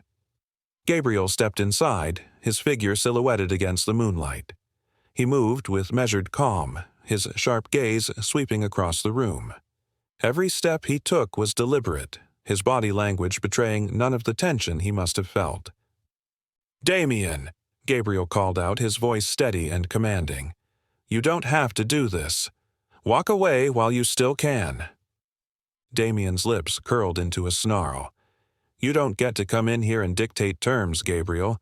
This ends tonight." Gabriel's eyes flicked to the shadows above, where he knew the Jackals were lying in wait. "Outsourcing your dirty work?" he asked dryly. "Doesn't say much for your leadership." "Enough!" Damien barked, his voice cracking with frustration. "Kill him!" The first shot rang out, a warning round that ricocheted off the floor near Gabriel's feet. The warehouse erupted into chaos as gunfire filled the air. The Jackals opened fire from above, their shots precise and deadly, while the Iron Fangs unleashed a barrage of bullets with less accuracy but equal ferocity. Gabriel moved like a ghost, weaving between crates and debris, his movements a calculated dance of survival. Despite being outnumbered, Gabriel's calm precision gave him the edge. He returned fire with deadly accuracy, each shot finding its mark. The Iron Fangs' lack of coordination quickly became their downfall, their movements frantic and unorganized. Gabriel exploited every opening, thinning their numbers with brutal efficiency. Damien shouted orders, his voice barely audible over the cacophony. He fired his weapon, his shots going wide in his frustration. Gabriel's calmness only fueled Damien's rage, the sight of his men falling around him stoking the fire of his desperation. From the upper walkways, Nash observed the battle with a faint smile. He didn't engage, his focus instead on Gabriel's movements. To Nash, the fight was more than a job. It was a challenge, a test of wits and skill. And Gabriel, with his unyielding resilience, was proving to be a worthy opponent. A sudden explosion rocked the warehouse, the blast tearing through a section of the upper walkway and sending debris raining down. One of the Jackal's grenades had detonated prematurely, the shockwave disorienting everyone in the room. Gabriel used the chaos to his advantage, slipping behind a stack of crates to reload his weapon. His breathing remained steady, his mind racing as he recalculated his strategy. Damien, recovering from the blast, spotted Gabriel through the haze of dust and debris. His rage boiled over, and he charged forward, his weapon raised. "You're dead, Gabriel!" he roared. Gabriel turned just in time, sidestepping Damien's wild swing and delivering a sharp blow to his ribs. Damien stumbled but recovered quickly, his movements fueled by desperation. The two men squared off, the chaos around them fading into the background as they locked eyes. "You should have stayed down," Damien growled, lunging at Gabriel again. Gabriel blocked the attack, countering with a strike that sent Damien reeling. "And you should have known when to walk away," Gabriel replied, his voice calm but edged with steel. The final fight had begun, and neither man intended to back down. The chaos in the warehouse was relentless. Gunfire ricocheted off the walls, blending with the shouts of men and the heavy thud of boots against concrete. Smoke and dust hung thick in the air, stinging eyes and choking lungs. Gabriel moved with calculated precision through the melee, his focus razor-sharp. He ducked behind crates, firing off shots that found their marks with unerring accuracy. But even with his training and skill, the sheer weight of the fight pressed heavily on him. Damien, meanwhile, was coming undone. Pinned behind a stack of crates, Damien clutched his weapon tightly, his knuckles white. His chest heaved as he tried to steady his breath, but the roar in his ears, the cacophony of the battle outside and the storm of emotions inside, made it impossible.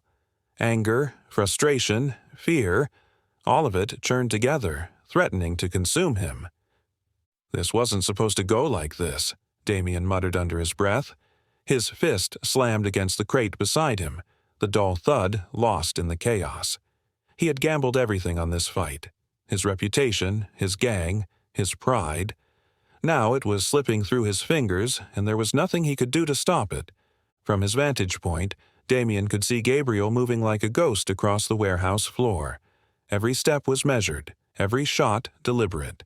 He dismantled Damien's plan, piece by piece, his calm efficiency a stark contrast to the disarray of the iron fangs.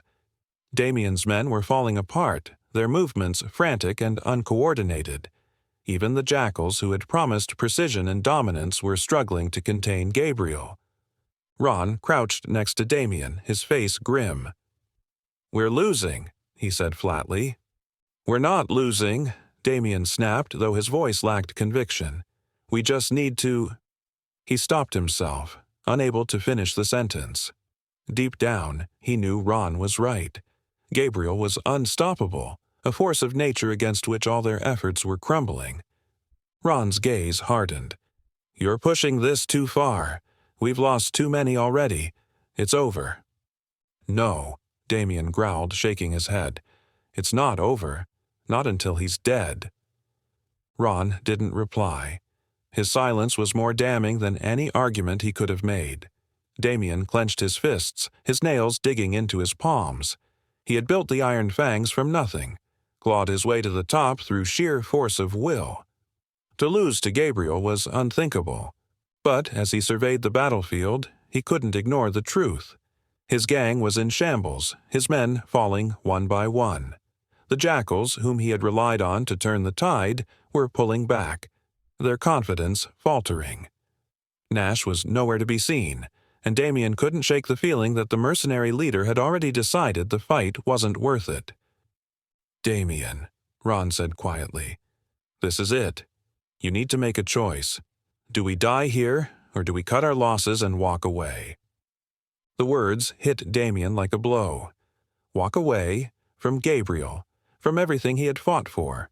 His pride screamed at him to keep fighting, to prove to everyone and to himself that he was still in control. But deep down, he knew Ron was right. They couldn't win this, not like this. Gabriel's voice rang out across the warehouse, calm and commanding. "Damien, it's over. Stop this before more of your men die." The words stoked Damien's rage. He stood abruptly, his weapon trembling in his grip. "It's not over," he shouted, stepping out from behind the crates. Gabriel turned to face him, his expression unreadable. He lowered his weapon slightly, his posture calm but cautious. "You don't have to do this," Gabriel said. "Call it off, Damien. Walk away." Damien raised his gun, his hands shaking. His vision blurred as anger and desperation threatened to overwhelm him. "You don't get to tell me what to do," he spat. "You've ruined everything. You think you're better than me? You're not.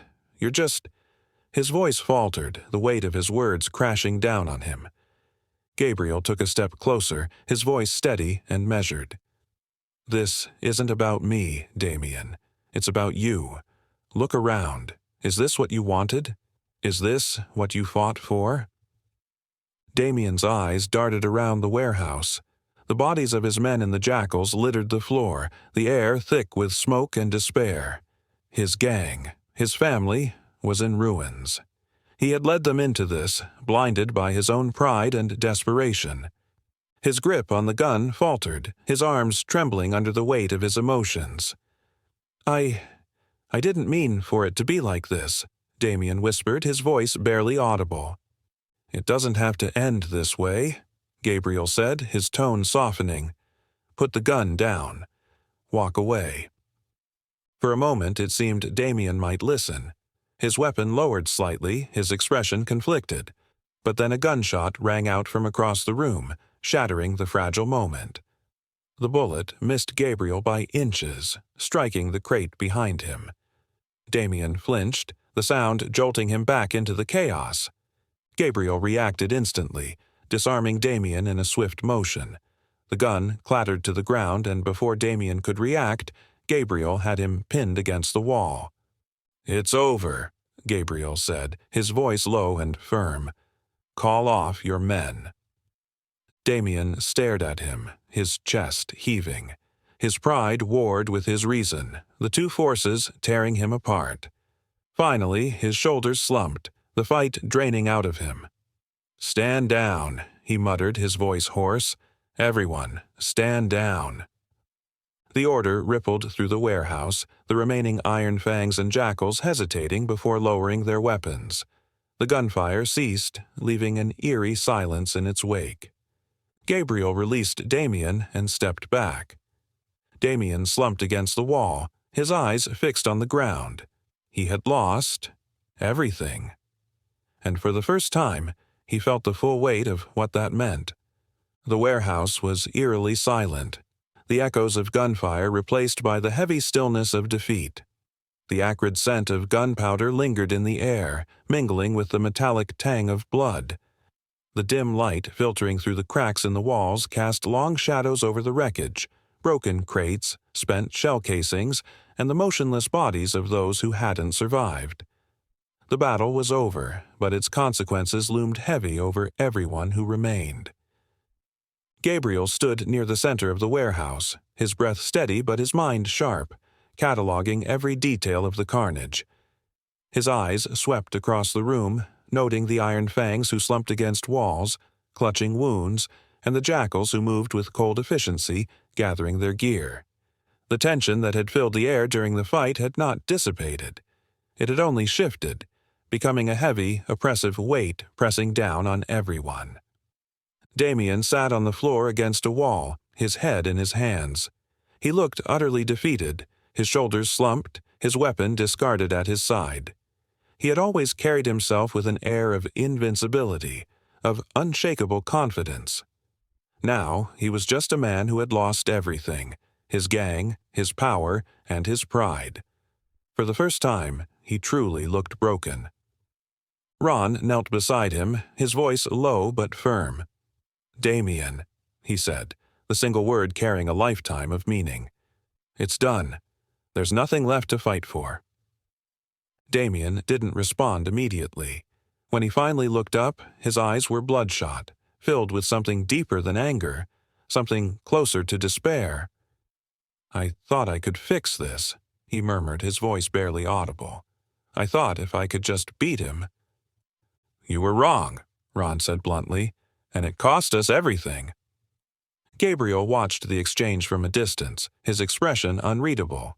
He felt no satisfaction in Damien's defeat, no vindication in the man's collapse. This wasn't victory. It was survival, and the price had been steep. He walked over to them, his footsteps slow but deliberate. "Damien," Gabriel said, his voice calm but unyielding. "You've lost, but you're still here. You have a choice. What you do next will define who you are." Damien looked up at him, his jaw tightening. "What's the point?" he asked, bitterness lacing his words. "I have nothing left." "There's always something left," Gabriel replied. "It's up to you to decide what that is." The two men locked eyes for a moment, the silence between them heavy with unspoken truths. Damien finally looked away, his gaze falling to the floor. Gabriel stepped back, giving the defeated man space to confront his own demons. Around the warehouse, the surviving Iron Fangs were beginning to stir, helping each other to their feet and tending to their injuries. The Jackals, by contrast, moved with cold detachment, their focus on retrieving their equipment and leaving as quickly as possible. Nash stood near the entrance watching the scene with a faint smirk. "Well, that was entertaining," Nash drawled, his tone mocking. "You put on quite a show, Gabriel." Gabriel didn't rise to the bait. He turned to Nash, his voice steady. "Take your men and go. Your job here is done." Nash's smirk widened.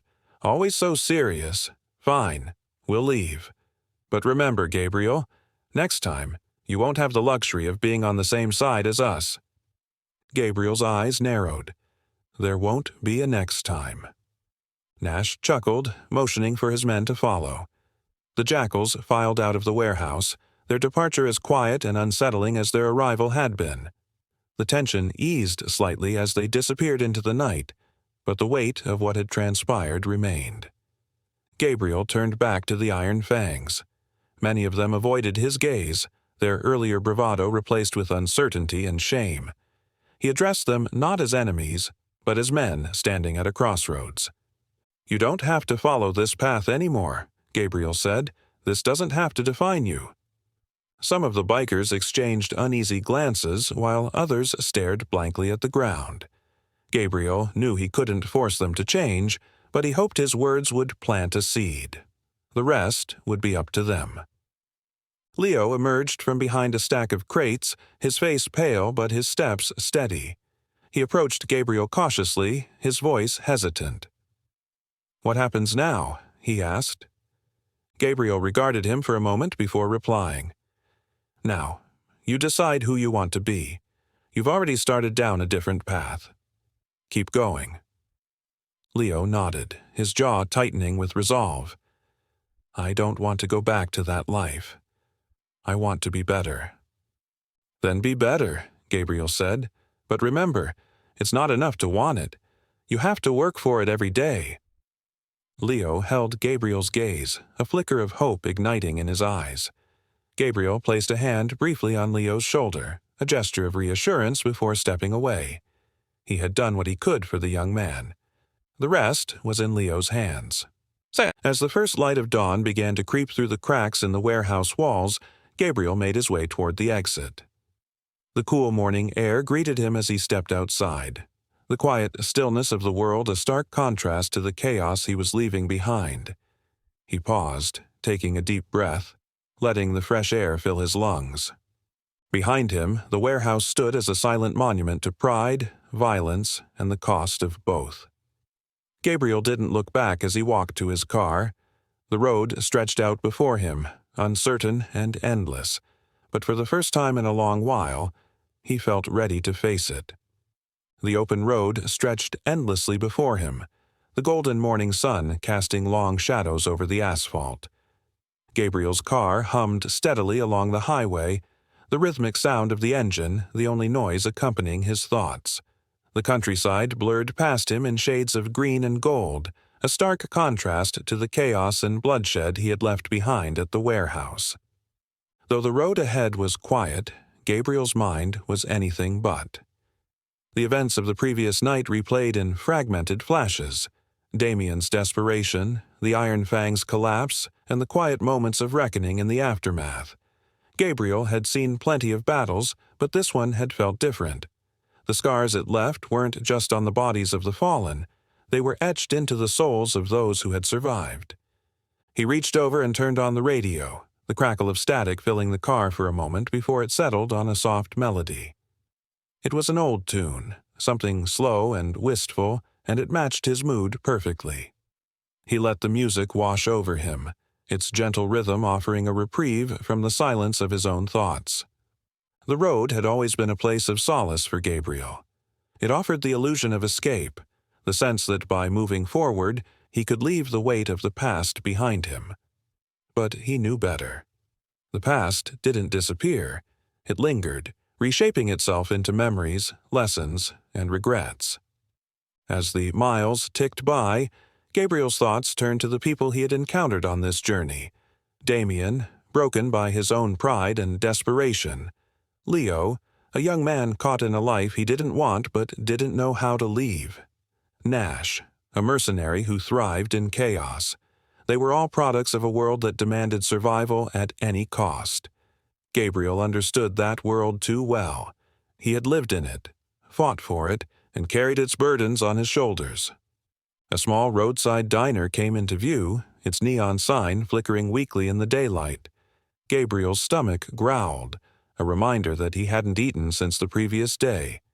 He pulled into the gravel parking lot, the crunch of tires on stone breaking the quiet. The diner was unassuming, with peeling paint and a few worn picnic tables outside, but it radiated a kind of charm that drew him in. Inside, the scent of coffee and fried food greeted him. The place was nearly empty, save for an older couple sitting in a corner booth and a waitress who looked up as he entered. She offered him a tired but genuine smile, motioning for him to sit wherever he liked. Gabriel chose a booth by the window, the morning light spilling across the table. The waitress approached, pen and pad in hand. "What can I get you?" she asked, her voice warm but weary. "Just coffee and whatever breakfast special you've got," Gabriel replied. She nodded and disappeared into the kitchen, for an older couple sitting in a corner booth and a waitress who looked up as he entered. She offered him a tired but genuine smile, motioning for him to sit wherever he liked. Gabriel chose a booth by the window, the morning light spilling across the table. The waitress approached, pen and pad in hand. "What can I get you?" she asked, her voice warm but weary. "Just coffee and whatever breakfast special you've got," Gabriel replied. She nodded and disappeared into the kitchen, leaving Gabriel to his thoughts. He stared out the window, watching as a few cars passed on the highway. Each one carried its own story, its own journey, and for a moment, Gabriel wondered where they were all going. The coffee arrived first, steaming and dark. Gabriel took a sip, the bitterness grounding him. As he set the mug down, his thoughts drifted back to Leo. The young biker had stood at a crossroads, much like Gabriel had once stood at his own. Gabriel had tried to give him the tools to choose a different path, but he knew that Leo's journey was far from over. Change wasn't instant. It was a long, grueling process. The breakfast special, a plate of eggs, toast, and bacon, arrived shortly after. Gabriel ate slowly, savoring the simple meal. He had learned to appreciate moments like this, moments of quiet and normalcy. They were rare in a life like his, fleeting and fragile. As he finished his meal, the bell above the diner door jingled, and a man in his late 30s walked in. He was dressed simply, but his sharp eyes and cautious movements caught Gabriel's attention. The man glanced around the diner before settling into a booth across the room. For a moment, their eyes met, and Gabriel recognized something familiar in his gaze, wary, calculating, yet searching. The waitress brought the man a menu, and Gabriel turned his attention back to his coffee. But his mind lingered on the brief encounter. The road was full of people like that man, people like Leo, people like Damien. Everyone was fighting their own battles, visible or hidden. After paying his bill, Gabriel stepped back outside, the crisp morning air a welcome change from the diner's warmth. He leaned against his car for a moment, watching the world wake up around him. Birds chirped in the nearby trees, and a gentle breeze stirred the leaves. It was peaceful in a way that felt almost surreal. Climbing back into his car, Gabriel started the engine and pulled out onto the highway. The miles stretched ahead, unknown and uncertain, but that was part of their appeal. He didn't have a destination. He hadn't had one in years. But as he drove, he felt a sense of purpose begin to stir. The people he had met, the lives he had touched, they reminded him that even in a world as broken as this, there was still room for change. Gabriel didn't know where the road would take him next, but for the first time in a long while, he felt ready to face it. The sun hung high in the sky as Gabriel's car rolled into a small, dusty town nestled between rolling hills. From a distance, the place seemed unremarkable. A single main street lined with weathered buildings, a gas station with peeling paint, and a cluster of storefronts bearing faded signs. Yet there was a quiet charm about it, the kind that spoke of a community that had endured its share of struggles but kept going. Gabriel parked near the town square. Stepping out into the dry, warm air, a light breeze carried the faint scent of wildflowers and sun-baked earth. Life moved at an easy pace here. Shopkeepers swept their porches, a group of children played with a worn soccer ball near the edge of the park, and an older couple chatted on a bench under the shade of an oak tree. It was a stark contrast to the chaos of the warehouse, a reminder of the world beyond the cycles of violence he had left behind. He made his way to the cafe at the corner of the square, its porch shaded by an awning that flapped gently in the breeze. The scent of fresh coffee and baked goods greeted him as he pushed open the door. Inside, the atmosphere was warm and inviting, the hum of conversation mingling with the soft clink of dishes. Gabriel ordered a coffee and a sandwich, then found a seat by the window. As he sipped his coffee, he let his gaze wander. The view outside was simple but full of life. People greeting one another, a dog resting lazily on the sidewalk, the faint buzz of a lawnmower in the distance. Gabriel found himself wondering about the lives of the people here, the challenges they faced, and the quiet triumphs they celebrated. His thoughts drifted, as they often did, to the people he had encountered on his journey. Damien, consumed by pride and desperation. Leo, a young man grappling with the weight of his choices. Even Nash, a man who seemed to thrive in chaos but whose smirk masked deeper layers. Each of them had stood at a crossroads, and Gabriel had tried in his own way to guide them toward something better. But he knew that real change couldn't be forced. It had to come from within. The bell above the cafe door jingled, pulling Gabriel from his reverie. A young boy, no older than 10, burst in, his face flushed with excitement. Behind him was a man in his 40s, his clothes dusty from work. The man gave the boy a fond but weary smile as he followed him to the counter. "Slow down, Danny," the man said. "You'll scare the poor folks in here." The boy grinned sheepishly, glancing around the room before catching Gabriel's eye. Something about the boy's energy reminded Gabriel of his younger self, before the weight of the world had settled on his shoulders. The man approached Gabriel's table, his son in tow. "Mind if we sit here?" he asked, gesturing to the empty chairs. "Place is a bit crowded today." Gabriel nodded. "Go ahead." The man and his son settled into the chairs, the boy chattering excitedly about some game he and his friends had played earlier. The man listened with a patient smile, nodding at the right moments.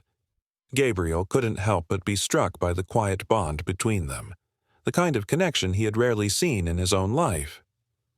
"You just passing through?" the man asked, glancing at Gabriel. "Something like that," Gabriel replied. "Looks like a nice town."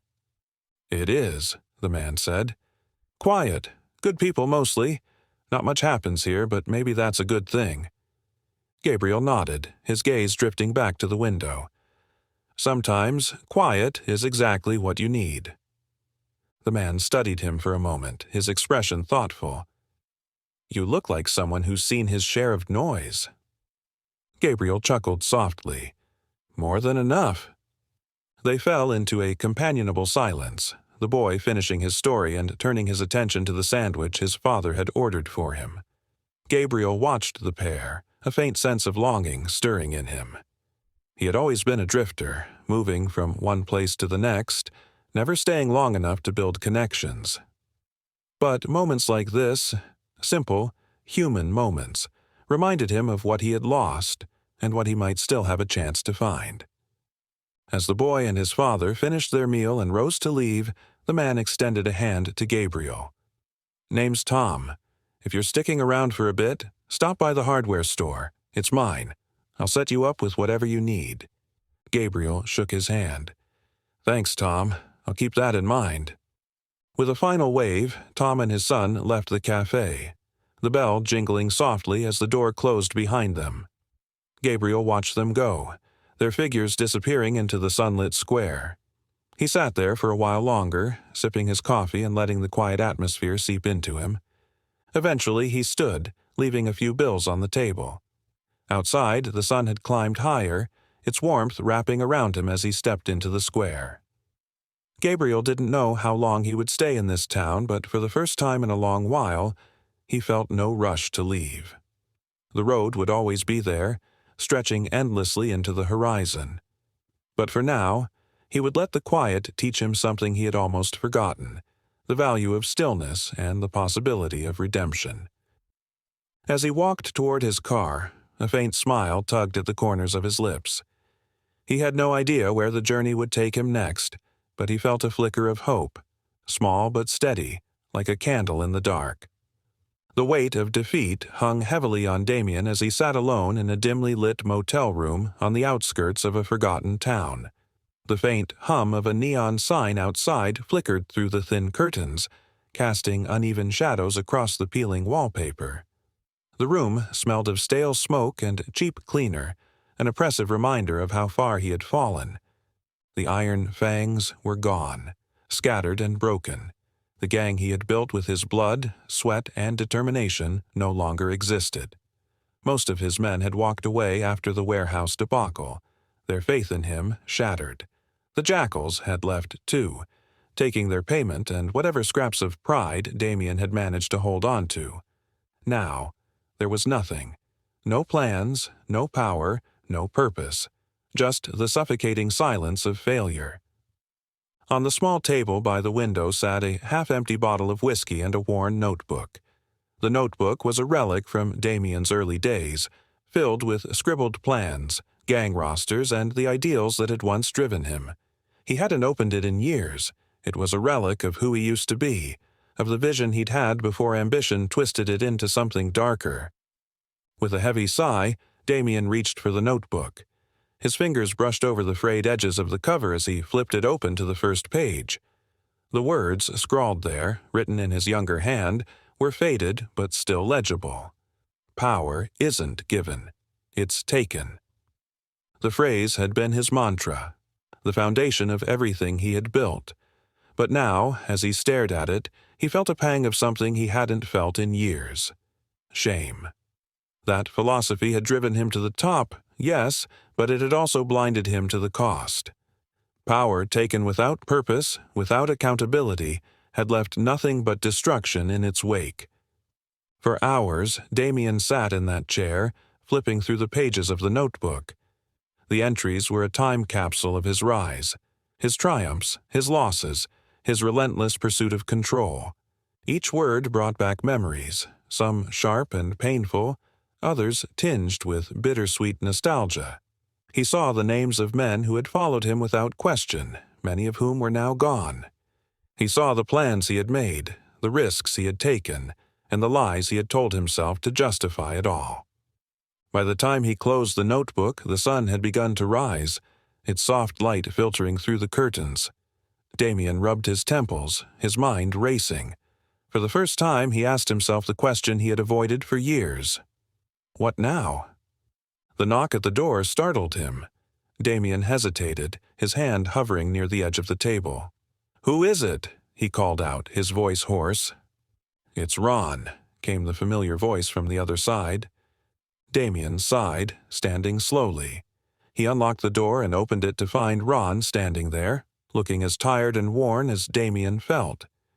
His jacket was dusty, his eyes darkened by exhaustion, but there was a steadiness in his expression. "What do you want?" Damien asked, his tone more defensive than he intended. "To talk," Ron said simply. "Can I come in?" Damien stepped aside, letting Ron enter. The two men stood in silence for a moment, the weight of their shared history hanging heavy in the air. Finally, Ron spoke. "Some of the guys are still around," he said.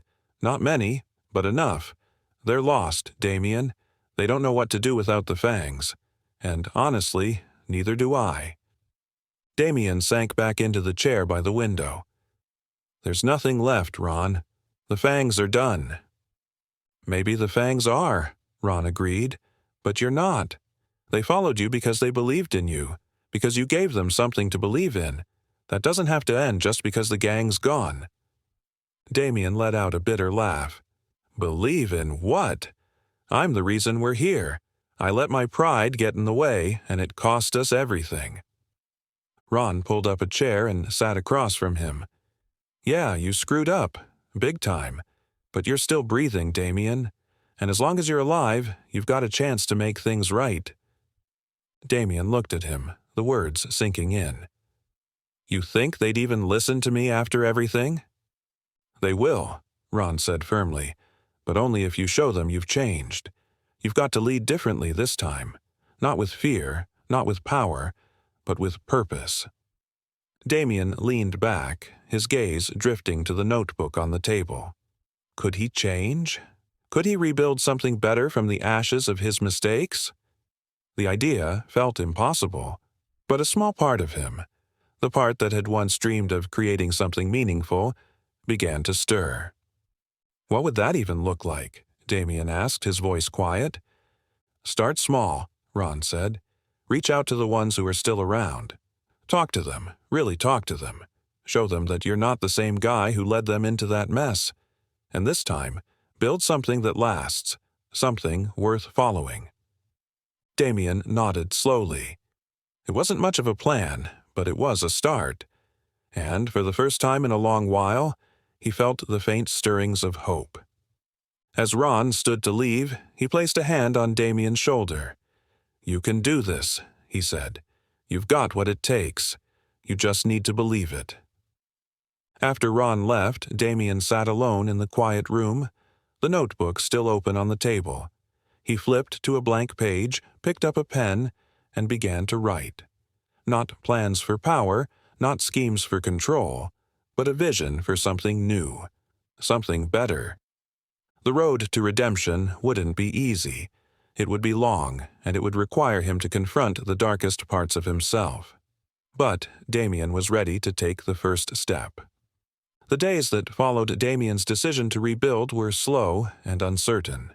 Each one felt like an uphill battle, a step into uncharted territory. For years he had defined himself by his power, his dominance over others, and the fear he instilled. Now, he was learning to lead in a way that demanded patience, humility, and an openness he had never allowed himself before. His first step was reaching out to the remnants of the Iron Fangs. After the warehouse battle, many of them had scattered, nursing injuries both physical and emotional. Some had disappeared entirely, slipping away to escape the fallout of Damien's failure. Others stayed in nearby towns, unsure of what to do next. Damien knew that if he had any hope of rebuilding, he had to start with them. Ron was the first person he called. They met at a small diner on the outskirts of town, a place far removed from the chaos they had left behind. Over steaming mugs of coffee, they talked, not about the past, but about the future. "We can't go back to what we were," Damien said, his voice heavy with conviction. "The Iron Fangs, that way of life, it's done, but maybe we can build something better." Ron studied him for a moment, his expression unreadable. "You really think they'll follow you again? After everything?" "They don't have to follow me," Damien replied. "They just need to see that there's a better way, that we don't have to keep tearing each other apart just to survive." Ron leaned back in his chair, nodding slowly. "That's a good start, but you're going to need more than words to convince them." Over the next few weeks, Damien worked to track down the former members of his crew.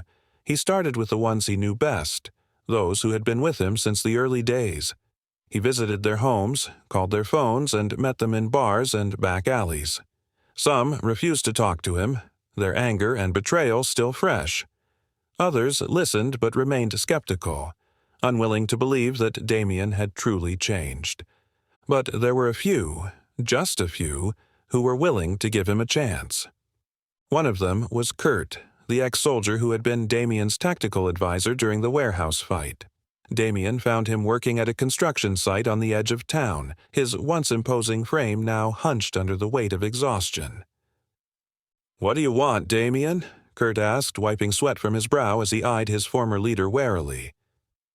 "I want to fix what I broke," Damien said simply. "I'm not asking you to come back to the gang. I'm asking for your help to build something better." Kurt let out a bitter laugh. "You think you can just undo everything? The people we hurt? The lives we ruined?" "No," Damien admitted, "but I can try to make things right, one step at a time, and I need people like you to help me do it." Kurt stared at him for a long moment before shaking his head. "You've got a lot to prove, Damien, but I'll hear you out." It was a small victory, but it was enough to keep Damien moving forward. As he continued his efforts, Damien realized that rebuilding wasn't just about finding people to follow him, it was about earning their trust. He began organizing small projects in the community, starting with cleanup efforts in the towns where the Iron Fangs had once wreaked havoc. Abandoned lots were cleared, graffiti was painted over, and broken fences were mended. It wasn't glamorous work, but it was meaningful. Word of Damien's efforts began to spread, and slowly others started to join him. Former gang members who had been hesitant at first came to see for themselves what he was doing. Some stayed, contributing their time and skills. Others left, but not before offering a quiet word of encouragement. One day, while repairing a community center that had fallen into disrepair, Damien found himself working alongside Leo. The young man had been hesitant to return, but Gabriel's words had stayed with him, pushing him to take a chance on a different life. "You're not what I expected," Leo said as they hammered new boards onto the center's walls. "Neither am I," Damien replied with a faint smile. "But I'm trying." Leo nodded, his expression thoughtful. "Do you think people can really change?" Damien paused, considering the question. "I think it's hard, and I think it takes time. But yeah, I think they can." For the first time in years, Damien felt a sense of purpose that wasn't tied to power or control. He wasn't building an empire. He was building a community. It was messy, uncertain work, and the progress was slow. But it was real. As the weeks turned into months, Damien began to see the results of his efforts. The community center reopened, offering a safe space for kids who had once been drawn to the streets. The empty lots that had once been gathering places for gangs were transformed into gardens and playgrounds. And the people who had once feared him now greeted him with cautious smiles. There were still days when doubt crept in, when the weight of his past threatened to drag him down. But each time, Damien reminded himself of why he had started this journey. Redemption wasn't about erasing the past. It was about building a better future. And for the first time, Damien felt like he was on the right path. The transformation of the town was slow but undeniable, like the quiet blooming of flowers after a long, harsh winter. The scars of violence and neglect were still visible, but they no longer defined the place. What had once been a fractured community, divided by mistrust and hardship, was beginning to heal. And at the center of this change was the man who had once been a symbol of everything wrong with it. Damien had started small, focusing on the things he could fix with his own hands. The community center, once a crumbling relic, now stood as a vibrant hub of activity. Its walls were freshly painted in bright, welcoming colors, the once broken windows replaced with glass that sparkled in the sunlight. Inside, laughter and conversation filled the air. Children played games, their joy infectious, while volunteers organized activities and meals for families who had struggled to make ends meet. Outside, the playground was alive with energy. Swings creaked as children soared through the air, their laughter echoing across the park. Parents sat on benches nearby, watching with a mix of relief and gratitude. For many, it was the first time they had felt a sense of safety and community in years. Damien walked through the center, his presence a quiet but reassuring one. People greeted him as he passed, some with tentative smiles, others with nods of acknowledgement. He wasn't entirely sure when he had gone from being a figure of fear to someone the town trusted, but he didn't dwell on it. Trust, he had learned, wasn't something you demanded. It was something you earned. As he helped unload a shipment of donated supplies, he was joined by Ron, who had become his steadfast partner in this new chapter of his life. "We're getting more volunteers every week," Ron said, handing Damien a box of canned goods. "People are starting to believe in this." "They should," Damien replied, setting the box on a table. "This isn't about me. It's about them, what they can build together." Ron smirked. "That's a hell of a thing, coming from you." Damien chuckled softly. "I'm learning." The two men worked in comfortable silence for a while, their movements efficient and practiced. It was hard, physical work, but neither of them minded. There was something deeply satisfying about seeing the tangible results of their efforts: the repaired fences, the freshly planted gardens, the smiles on people's faces. As the afternoon wore on, more people began to arrive at the center. Some came to volunteer, others to enjoy the sense of connection that had grown there. Among them was Leo, who had become one of the center's most dedicated helpers. He greeted Damien with a grin, his youthful energy a sharp contrast to the hardened, uncertain young man he had once been. "Hey, boss," Leo said, hauling a bag of sports equipment into the building. "We've got a soccer game starting in the park. You should come watch." "Boss?" Damien asked with a raised eyebrow. "I thought I told you not to call me that." Leo shrugged, smirking. "Old habits." Damien shook his head, but there was warmth in his expression. "Go on. I'll be there in a bit." Leo nodded and jogged off, leaving Damien and Ron to finish their work. As they wrapped up, Damien took a moment to step back and take in the scene. The community center, the park, the people. It was all so different from what he had once envisioned for himself. He had spent years chasing power, thinking it would give his life meaning. But this was real. Ron joined him, following his gaze. "Not bad for a guy who used to run a gang," he said, a hint of teasing in his tone. "Not bad," Damien agreed. He was quiet for a moment before adding, "It's not perfect, but it's a start." Later that evening, the town gathered for a small celebration at the community center. Tables were set up outside, adorned with simple decorations and laden with food. Music played softly in the background, and people talked and laughed under the glow of string lights. It was a scene of unity, of hope. Damien stood on the outskirts of the gathering, content to observe. He didn't feel the need to be the center of attention. His satisfaction came from seeing others find joy and connection. As he watched a group of children chase each other around the park, he felt a sense of peace he hadn't known in years. A voice interrupted his thoughts. "You did this, you know." He turned to see a woman in her early 50s, her hands folded in front of her. She was one of the volunteers who had been with the center from the beginning. Her name was Maria, and she had been instrumental in organizing many of the center's programs. "I didn't do it alone," Damien said. "Maybe not," Maria replied. "But you started it. You gave people a reason to believe things could be better." Damien looked at her, his expression thoughtful. "I just wanted to make up for what I'd done." "And you have," Maria said, "but you've also done more than that. You've given this town a future." Her words stayed with Damien long after the celebration ended. As he walked home under the stars, he thought about everything that had brought him to this moment: the mistakes, the losses, the hard lessons. He had spent so much of his life trying to take control, to prove his strength. But now, he realized, true strength came from letting go, from building something bigger than himself. For the first time, Damien felt like he had found his purpose, and this time, he wouldn't let it slip away.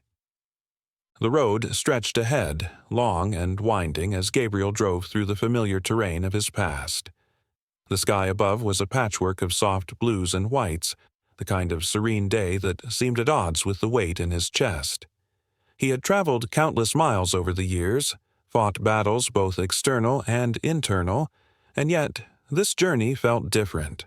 This one wasn't about escaping, it was about returning. His destination was the town where his story had begun. A quiet, unassuming place nestled between rolling hills. It had been years since he'd last set foot there. The streets he remembered as a boy felt smaller now, their charm weathered but still intact. Time had changed this town, just as it had changed him. Gabriel's car rumbled into the main square, and he parked near a bench beneath an old oak tree. He stepped out, his boots crunching on the gravel, and took a long look around. The echoes of his childhood lingered here, the laughter of friends, the stern but loving voice of his mother, the quiet strength of his father. He hadn't thought about those moments in years, too consumed by the chaos of his adult life. But now they came rushing back, vivid and unyielding. He walked toward the house he had once called home. The sight of it stopped him in his tracks. It was smaller than he remembered, its once bright paint now faded and peeling. The garden his mother had tended so lovingly was overgrown, wildflowers mingling with weeds.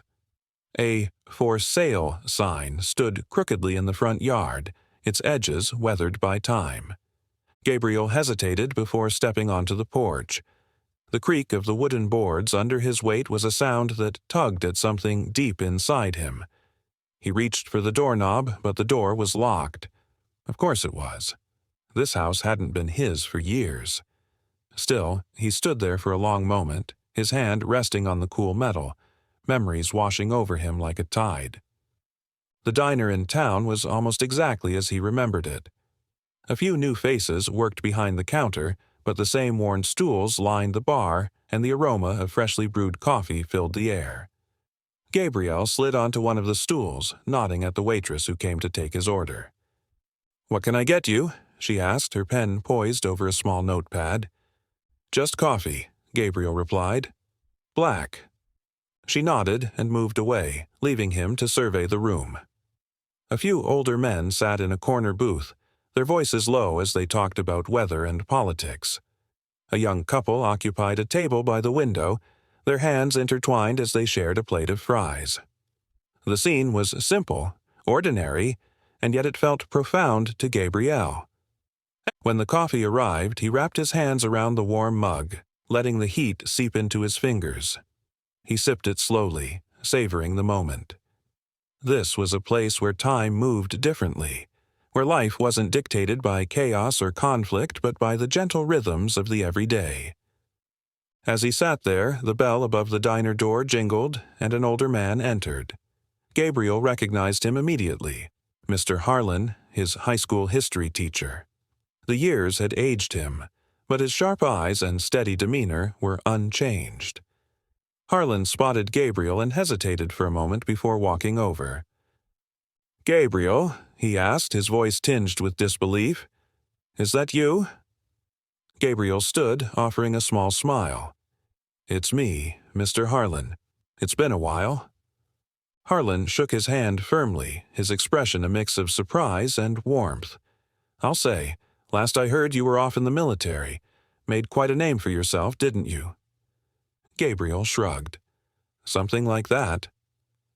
Harlan motioned for him to sit, pulling up a chair. "So, what brings you back here after all this time?" Gabriel took a moment to answer, his gaze drifting to the window. "I guess I wanted to see if this place had changed. If I'd changed." "And?" Harlan asked, his tone curious but kind. "It has," Gabriel said, "and so have I." They talked for a while, reminiscing about the past. Harlan shared stories of Gabriel's school days, moments Gabriel had long forgotten, but which now brought a faint smile to his lips. It was a conversation that reminded Gabriel of who he had been before life had taken him down its winding, often treacherous path. Before leaving, Harlan placed a hand on Gabriel's shoulder. "You've been through a lot," he said, "but you're still standing. That says something." Gabriel nodded, the weight of the words settling into him. "Thanks, Mr. Harlan." As he walked back to his car, the late afternoon sun cast long shadows across the town. Gabriel took one last look around, letting the memories settle. This place would always be a part of him, a piece of his story. But it wasn't where his story ended. He climbed into his car and started the engine. The road ahead was uncertain, but that no longer frightened him. He had faced his past, found strength in his journey, and was ready to embrace whatever came next. As the town disappeared in his rearview mirror, Gabriel felt a quiet sense of peace, a feeling he had chased for years but was only now beginning to understand. The road stretched endlessly before him, but this time, Gabriel felt a sense of closure. The journey that had consumed years of his life, the battles, the losses, the fleeting victories, had brought him here, to a moment of quiet reflection. He wasn't just driving toward a destination, he was driving toward something deeper, a sense of purpose he had spent years trying to define. The car hummed steadily beneath him, the gentle vibration a comforting rhythm. The countryside unfolded around him in shades of green and gold, the sky above a vast expanse of soft blues. For so long, the road had been an escape, a way to leave behind the things he couldn't face. Now it was a path forward, a means to carry the lessons of his past into the unknown. Gabriel pulled off the highway at a small rest stop nestled between rolling hills. The area was quiet, a few scattered picnic tables and a narrow trail leading into the woods. He parked his car and stepped out, the crisp air filling his lungs as he stretched his legs. The sound of birdsong and the rustle of leaves greeted him, a stark contrast to the chaos that had once defined his life. He walked toward one of the picnic tables, sitting down with a notebook he had kept with him throughout his travels. Its pages were filled with thoughts, sketches, and fragments of memories, pieces of himself he had been trying to stitch together. He opened it to a blank page and stared at it for a long moment, the pen in his hand hovering over the paper. For years he had fought to protect others, to right the wrongs he had seen and felt, but it wasn't until recently that he realized true strength didn't come from fighting. It came from building, from creating something lasting. He began to write. The sun was beginning to set when Gabriel closed the notebook, satisfied with what he had written. The words weren't perfect, but they didn't need to be. They were honest, a reflection of who he was and who he hoped to become. As he made his way back to the car, he heard the faint crunch of footsteps on gravel. Turning, he saw a young man approaching, a hitchhiker, judging by the worn backpack slung over his shoulder. The man looked hesitant but determined, his eyes scanning Gabriel cautiously. "Need a ride?" Gabriel asked, his voice calm and steady. The young man nodded. "Yeah, if you're headed east." "I am," Gabriel said, gesturing to the passenger seat. "Hop in." The hitchhiker climbed into the car, setting his backpack on the floor. As they pulled back onto the road, the young man introduced himself. "Name's Ryan," he said. "Thanks for picking me up." "Gabriel," he replied. "Where are you headed?" "Not sure," Ryan admitted with a shrug. "Just trying to get somewhere better." Gabriel nodded, the words striking a chord. "I know what that's like." They drove in companionable silence for a while, the radio playing softly in the background. Gabriel could feel the young man's unease, the kind of restless uncertainty that came from being adrift.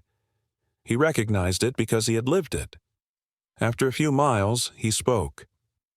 "You know," Gabriel said, "you can spend a long time looking for something better, but sometimes the best place to start is by figuring out what you want to leave behind." Ryan looked at him, his expression thoughtful. "Yeah," he said quietly, "that makes sense." The conversation reminded Gabriel of his encounters with Leo, Damien, and others he had crossed paths with on his journey. Each of them had been searching for something: freedom, redemption, purpose, and each in their own way had taught him something about himself. As night fell, the car's headlights illuminated the winding road ahead. Gabriel felt a sense of calm he hadn't known in years. He didn't know exactly where the road would take him, but for the first time, that uncertainty didn't feel like a burden. It felt like possibility. The hitchhiker dozed in the passenger seat, his breathing steady as the radio played a soft, familiar tune.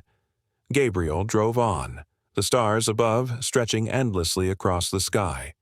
He thought of the people he had met, the lives he had touched, and the lessons he had learned. They were all part of the journey, part of the story he was still writing. As the first light of dawn crept over the horizon, Gabriel smiled. The road ahead was long, but he was ready for it. This wasn't an ending. It was a beginning.